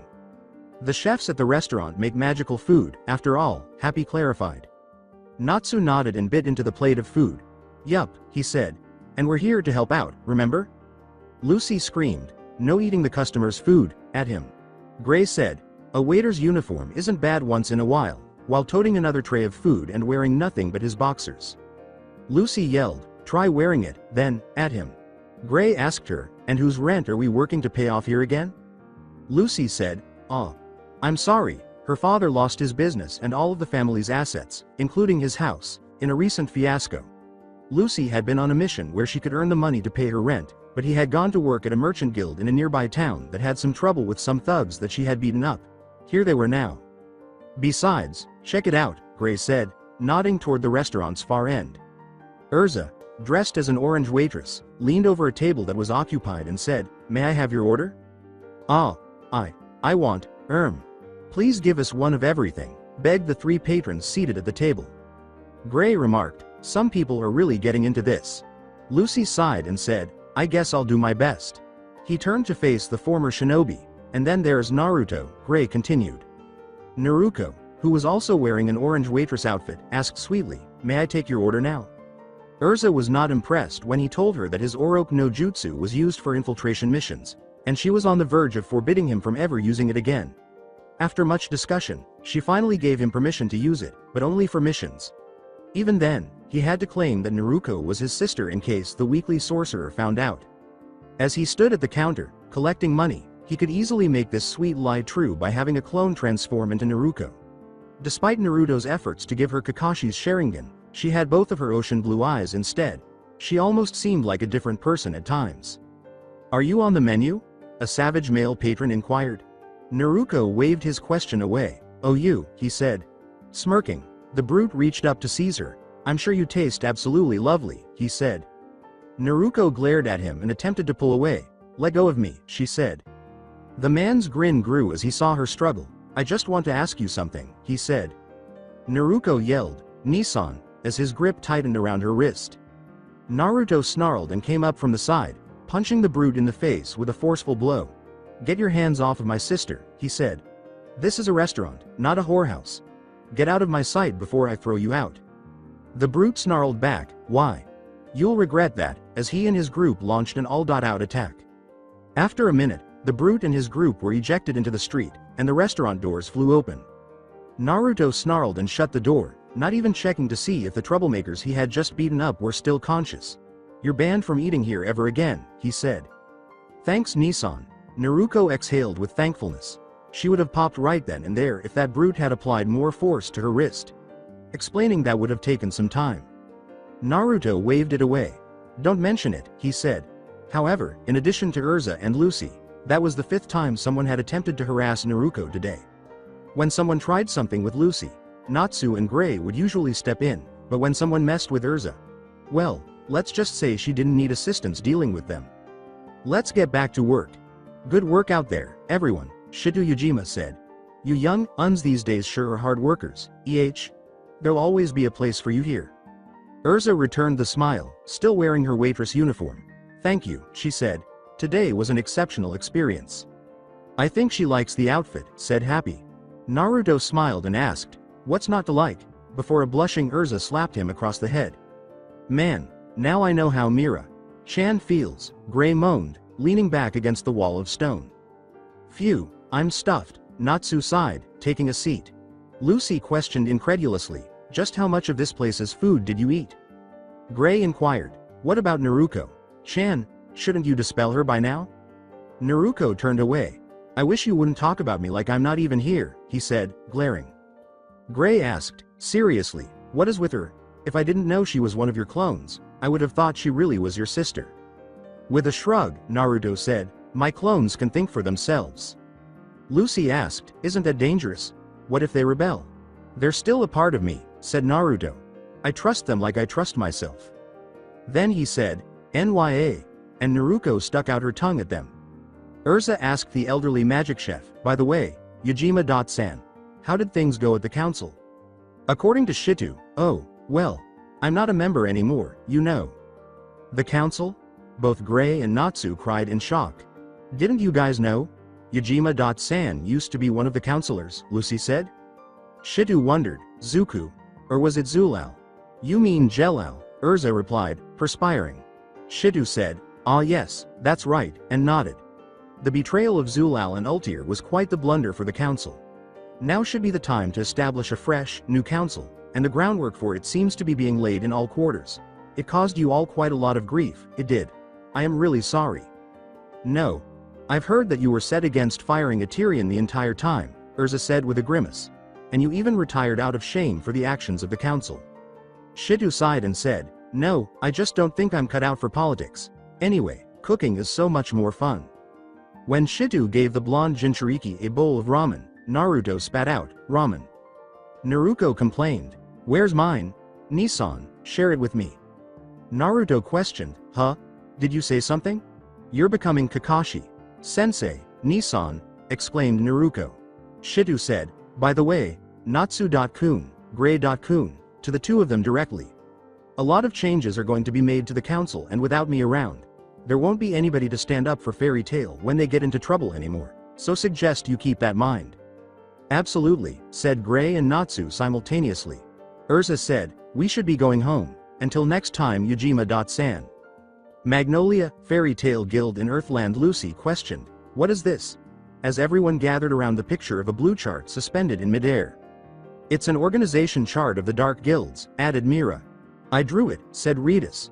When you look at it overall, there are quite a lot of them, Urza said. Naruto questioned, are we going to go out and pound them? Natsu concurred, yeah, that sounds like fun. They have been quite active recently, Mira said. We have to strengthen the bonds between guilds. Gray asked, what's the big oval? Juvia knows, it is the Balam Alliance, announced Juvia. The Balam Alliance is the most powerful force of dark guilds, combining the three guilds of Oracion Cis, Tartaros and Grimoire Heart. Each of them have a number of associated guilds, and they control the underworld of dark guilds. Then there's the guild that acts independently of the rest, Raventail. Naruto questioned, if they've been around for so long, then why hasn't someone dealt with them by now? The law against starting wars between guilds, Mira replied. The old Magic Council refused to allow any single guild to wage war on another, even if they were a dark guild. Naruto sighed, I hate politics, and shook his head. Lucy blinked in surprise, huh? Eisenwald? Yes, that's the guild that Aragorn was in, Urza said with a nod. So that was one of the guilds associated with Oracion Cis, huh? Gray was thinking. Eisenwald? Inquired Naruto. It was a guild we destroyed before you joined, Urza said. Macau remarked, there are a lot of names that I remember up there, aren't there some that used to be legal guilds, too? Ghoul Spirits, the one that the Ragenshu destroyed, was also one of them, Mira continued. And the guilds Juvia and Gajil.kun destroyed when we were in Phantom Lord were all from Oracion Cis, Juvia exclaimed with joy. Gray smirked and said, please, don't go smiling about it. The words, I hope they're not angry, made Lucy shudder. Naruto said, don't worry about it, with a smile. If they decide to pull something, then we'll kick their asses. I heard that Oracion Cis only has 6 members, Mira continued. But even with only 6 members, they're a member of the strongest organization. Only 6? Inquired Naruto. The Akatsuki sound like these guys. Makarov said, about the Oracion Cis, as he walked into the room. We're going to take them down, he said, shocking everyone in the room. Oh, welcome back, Master, Mira said with a smile. Lucy questioned her, what kind of reaction is that?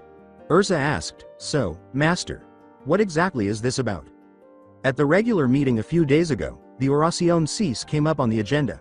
It seems that they're up to something, Makarov said. It was decided that this development cannot be ignored, and so a guild must be sent to eliminate them. Knowingly, Gray said, and you just had to draw the losing card, as usual, huh? Juvia went on to inquire, Fairy Tail is taking up that responsibility? Not quite, said Makarov. The enemy is simply too large for that. If we went in alone, then we would end up as the sole targets of the Balam Alliance's wrath. As such, we're going to be forming an alliance of our own.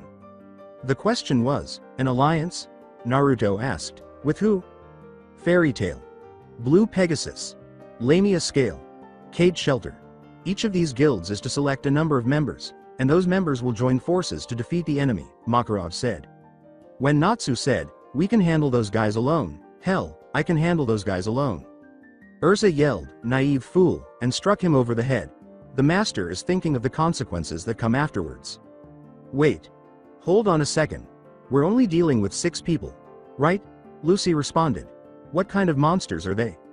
You've seen what the master, Urza, Naruto and Itachi can do. Not to mention Natsu, Gray replied. With comrades like them, what do you think qualifies as a monster? He has a point, Naruto acknowledged, despite his dislike of the term, monster. Speaking of Itachi, Has anyone seen him? Gray trailed off. He has been gone for nearly a month now. Mira smiled and replied, Itachi.kun said he had some business to take care of. Makarov sighed and said, then it seems he will not be going with you. Urza, Naruto, Natsu, Gray, Lucy. You five will represent Fairy Tail in the Mage Alliance. Earthland. Carriage, Forest. As the team sat in the back of the carriage on their way to their destination, Lucy exclaimed, why the hell am I in this grand strategy, anyway? I think it's a pain too, don't you start complaining, Gray said. This is the master's decision, Urza continued. Do we not have a duty to live up to his expectations? But what about Gajeel and Juvia? They'd be much better suited for a battle like this, Lucy argued. You shouldn't put yourself down like that, Naruto pointed out to her. You're a member of Fairy Tail too, you know.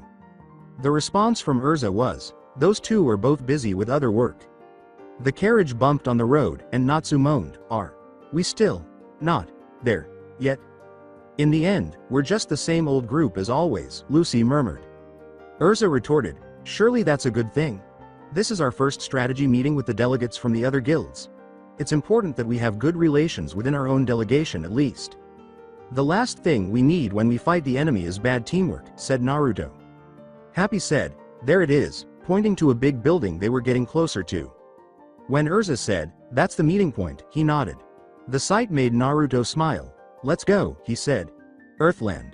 The villa of Master Bob. Lucy trailed off as she surveyed the surprisingly spotless entry hall. I don't know about this place. This place's decor is seriously creepy. Naruto joked, maybe the guy who owns it isn't right in the head. Said Happy. Urza clarified, this is Blue Pegasus Master Bob's villa. Him? Scowled Gray. I'm not so good with him. The words, now, don't go there, made Urza shudder. He's powerful enough to give our own master a run for his money, despite that. Lucy chuckled uneasily. I see. Naruto asked, am I missing something? It's a long story, you don't want to know, replying Gray. Seriously, you really don't want to know. Okay. Naruto shrugged at the end. Natsu sat down on the red carpet and moaned, are we there yet? Yes, we're here, Natsu, said Happy. Yes, you've arrived. Arrived. Naruto hurried over to where the voices were coming from and exclaimed, what the fuck? Hey, welcome, Fairy Tail, folks. Three figures now stood at the base of the stairs, and everything was illuminated by a light that glowed down from the ceiling. Sorry to keep you waiting, the three newcomers said together. They all wore smart business suits and seemed to be men. We are the representatives chosen from Blue Pegasus, Trimans. The tallest of the three, Hibiki of the 100 Knights, was introduced. The shortest of the three, Eve of the Holy Knight, went on. The final one of the three, Ren of the Silent Knight, was completed. Lucy exclaimed, Trimans from Blue Pegasus. How cool, and the one called Hibiki, he's always at the top of the, I wish he were my boyfriend, ranking in Weekly Sorcerer. You're that Hibiki ladies, she said as he smiled at her. Are you serious? I could beat his ass and his ass. Naruto glanced from one of the Trimen to another and thought, that guy wouldn't last a second in a fight against me. Gray exclaimed, crap, I forgot my clothes, as he was once more only wearing his boxers, and Natsu was leaning against the pillar next to him, ready to faint at any second. Lucy sighed and turned away, saying, those guy? Not a chance. Hibiki said, your beauty doesn't do the rumors justice, while grinning brilliantly. Eve bowed to the red-headed knight and asked, how do you do, Titania? Now, come this way, Ren said with a smile as he moved to put a hand on her shoulder after emerging behind her. Naruto's eyes darkened and, as he switched places with Urza, space and time bowed around him. Like hell, he said. He turned and grasped Ren's outstretched wrist, thinking, Kawarimi no Jutsu. With a brief outburst of the Kyuubi's murderous intent, he said, let's get one thing straight, we may be allies but I sure as hell won't let you touch any of the girls on our team. Understand? It goes without saying that it was sufficient to cause the three players to collapse, gasping for air. How did he change my position? Urza glanced at her boyfriend and thought. She shuddered when he released a small portion of his demonic aura, but she pushed away her disgust at the sensation, saying, he never does talk about what magic he uses. Enough, we're supposed to be allies so let's conduct this operation like the civilized people we pretend to be. Naruto nodded and let go of Ren's wrist before approaching Urza. Right, he said. A fresh voice said, guests, as someone came down the steps. Stay right where you are. When Naruto saw the newcomer, his eyes widened and he said, "You have to be kidding me." In a horrified voice, the Kyuubi cried out, my eyes, turn away, damn it. Naruto. I don't want to see this. That's worse than staring at your closet full of orange jumpsuits back in Konoha." "What's that silky smooth voice?" Lucy asked, turning with a shiver. "It's Ichiya. Sama," said Ren and answered. Ichiya?" Urza stumbled into it. Ichiya took out a blue rose and said, "It has been quite a while, Urza-san." Urza looked up at him and began to shake. "I can't believe it," she said. "You're joining us?" Naruto questioned, "Urza? Who is this guy?" Ichiya grinned down at her and said, "I've longed to see you again, my honey," instead. He was a short man wearing a white business suit, with orange spiky hair and a square mouth. "Ichiya is here, at your service." Lucy and Happy exclaimed, "My honey?" in surprise. The slow question was, "What the fuck?" Naruto said. Lucy and Happy remarked, "Urza is shaking," as the redhead kept trembling. Ichiya said, "What an unexpected reunion," as he slid down the banister. The Triman questioned, "You're Ichiya? Sama's girlfriend? How rude of us," they said, bowing together in solidarity. Urza retorted, "I deny it with all my might." Naruto mumbled, "Great, so this guy is delusional too, as if Urza would fall for such a man." Ichiya grinned and said, "I've heard about you before, Urza-san. Lucy-san. Not interested," he said, examining each one individually. Naruto glared at Ichiya and threatened to use all of its chakra on him if Urza didn't take action against him right away. Lucy said, "He's creeping me out," and shuddered. Urza said, "Sorry. I can't really handle him either," and stepped back. He may be an incredible wizard, but... When Gray said, "Listen up, you crappy blue Pegasus boy. Toys, how about you stop making passes at our princesses, huh? You men can go home now," Ichiya said scornfully. The Triman bowed as though to wave them away. "Thanks for coming," they said. "They send posers like you on an important mission? I could wipe the floor with you," Gray replied. "Try us," Ren said boldly. "We're strong," Eve told them. Natsu smiled and said, "A fight? Let me join." "Stop it, you two," interjected Urza. Ichiya said, "Urza-san," as he came to her side. "Your parfum is incredible, as always." Urza screamed, "Stay away from me," and slammed a punch into his face, sending him flying back. Ichiya moaned, "Men," as he took off. Lucy said, "She went and did it, with a start." "About damn time," complained Naruto. Ichiya repeated, "Men," as he headed for the door. Ichiya was about to continue when someone entered the doorway and grabbed him by the head. The newcomer laughed, and a second later Ichiya's head was ice. Frozen. The new arrival remarked, "This is quite the greeting. You consider yourselves equal to Lamia scale?" "Leon?" Gray inquired, startled. "Gray?" Leon responded, equally taken aback. Natsu smiled and said, "So you joined a guild," as Leon flung Ichiya to the ground. The ice around Ichiya's head broke and he rolled to a stop next to the Triman, gasping, "Men. Handsome. Men." Gray questioned his childhood friend, "What the hell are you doing?" "What?" He started it, disregarded Leon. Naruto remarked, "This is getting more messed up by the minute." Leon remarked, "You're new," while examining the blonde Jinchuriki. "I don't remember you fighting at Galuna Island." "It was before his time," said Gray. "What do you think you're doing to our general?" Ren asked. "How awful," concurred Eve. Hibiki suggested, "I think all the men should leave." An alluring voice said, "Oh, but there is a woman here as well," from behind Leon. Ningyogeki. Lucy was startled when the carpet beneath her feet suddenly shot into the air. As she steadied herself, Lucy stumbled, "Wait, this magic." A woman with pink hair said, "Oh ho ho, don't try pretending you've forgotten me," as the carpet collapsed around her. "It's time for you to all forget about the past me. I have been reborn for the sake of love." Lucy trailed, "Sherry." Ichiya yelled, "More," and hurried forward. "I need to smell more of that glorious perfume." "Stay away or I'll slice you," Urza falteringly threatened. As he kicked Ichiya away, Naruto snarled, "Keep your hands off her. I have been itching to do that all day." "Leon," said Gray. "Gray." Leon responded with a nod. Natsu challenged, "Bring it on, punks," which made the Triman scowl. When Sherry said, I cannot love," she gave Lucy a chilly smile. Lucy retorted, "I don't like you either," an unfamiliar voice yelled, "Enough," from the doorway. "We are here to form an alliance and defeat the Oración Cease." This is no time to be fighting amongst ourselves. Then Leon trailed off. Jura.san. Jura? Urza exclaimed, startled. This man.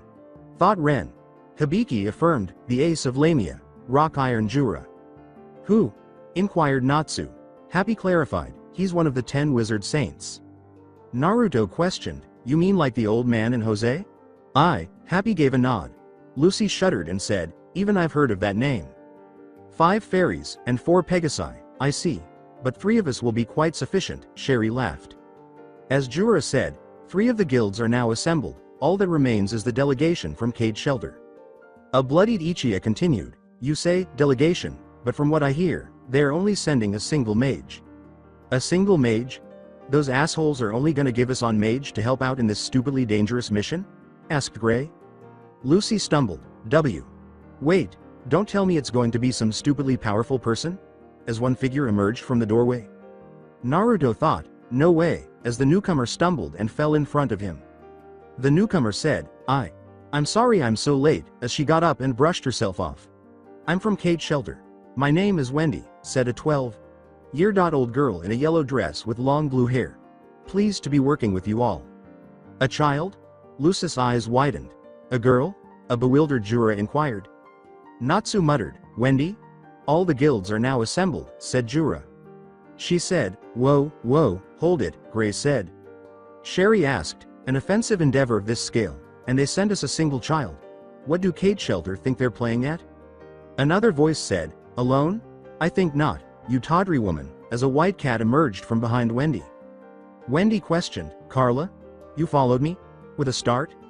Simply, but of course, the white cat replied. I would worry to no end if you were to go off alone. A cat? Said the Triman. Naruto blinked and said, another talking cat. He sighed, as if one wasn't enough, as he watched Happy go into a daze upon seeing the female cat. I can't actually fight at all, but I know lots of support magic that should be useful to you all. Wendy said with apprehension. So please don't leave me out completely, she was crying. Honestly, sighed Carla. It's that timidity of yours that makes people look down on you. I apologize, Urza said with a smile to the two. We were a little taken aback, but I'm sure nobody meant you any insult. We look forward to working with you, Wendy.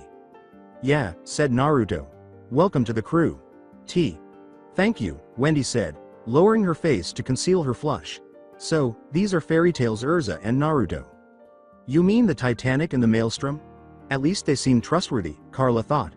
I assumed they would also send the Dark Knight. Before the Triman could encircle the young girl with the blue hair, Naruto said, now that everyone is here, can we get on with this now? Yes, Ichiya said with a nod. I shall proceed to the explanation of our strategy, but first I must visit the perfume of the lavatory. Naruto gritted his teeth and said, let's get on with this already, in frustration. We came here to do a job, not sniff perfume all day. Ichiya gave a menacing glare. Do not insult the perfume, she said. Ichiya, said Jura. Please. North of our current location lies the Warth Woodlands, Ichiya clarified.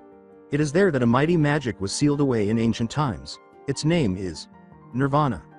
Nirvana? Inquired Lucy. Never heard of it, said Leon. Have you, Jura? Sherry inquired. No, said Jura. I know not the name. We know that its destructive power was so great that the people back then saw fit to seal it, Ren said. But we don't know exactly what kind of magic it was, Eve continued. But since Oracion Cease have gathered in the Warth Woodlands, we should assume that Nirvana is their goal, Hibiki said. In order to prevent them from obtaining it, we must defeat them now. Naruto pondered. A power sealed away because of the destruction it can cause. Where else have I heard that? We have 13 mages, whilst they have but 6. But we would do well not to underestimate them, Hibiki went on. He remarked, each of those 6 mages is extremely powerful, as a number of pictures of the Oracion Cease materialized next to him. Cobra, who uses poisonous snakes. Racer, whose name would appear to indicate that he uses speed. Related magic. Hot Eye of the Heaven's Eye. Angel, a woman who is said to be able to see into your heart. Information on this man is scarce, but he is known as Midnight. And finally is their leader, Brain. Each of these mages has power enough to annihilate a guild single-handedly. We must take full advantage of our superior numbers. Lucy uttered a nervous, maybe you shouldn't have come along, Naruto. Yeah, said Gray. At least then these guys might have a chance. Naruto gave the two a mocking glare and asked, "Are you telling me that you don't want me here?" Lucy exclaimed, "I shouldn't really be counted in this. I mean, we all saw what you did to the landscape when you beat Pain. I mean Nagato. So you really should fill in my place."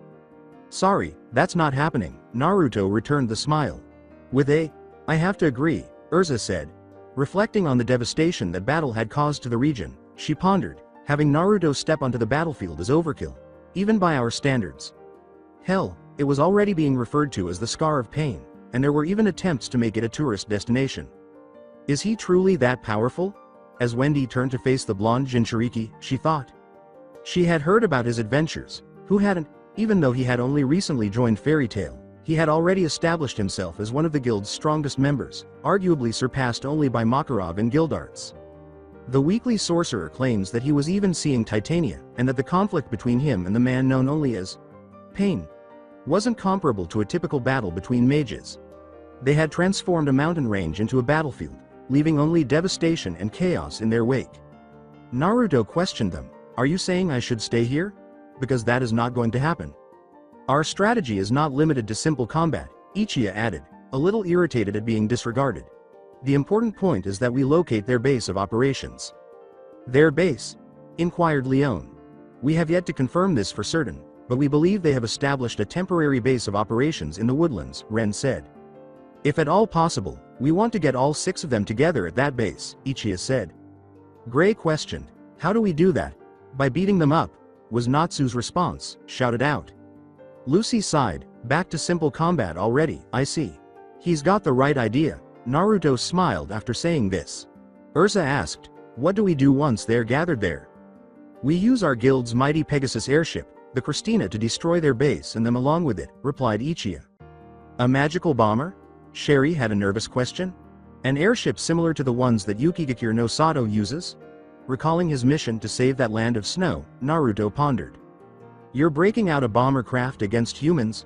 Lucy responded. Jura reasoned, "That is the nature of the enemy we face. Now, take heed.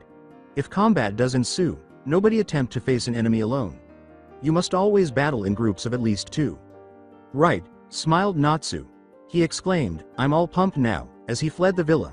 "I'm gonna take all 6 of them on by myself." Natsu exclaimed happy. Lucy called out to him, "Try listening to the strategy." Naruto questioned, "This is because I beat Pain, isn't it?" 6 on 1, Urza said with a nod. She said, "I suppose we should go after him," which made Lucy cry. Gray muttered, "That absolute idiot," as the 4 surviving Fairy Tail mages chased after their comrade. "Well, what are you waiting for?" Naruto exclaimed, grinning broadly, over his shoulder. "Let's go wild already." So that's it for today. I hope you guys enjoyed it. Don't forget to like, share and subscribe to the channel for more awesome stories like this. Thank you. See you all in my next video.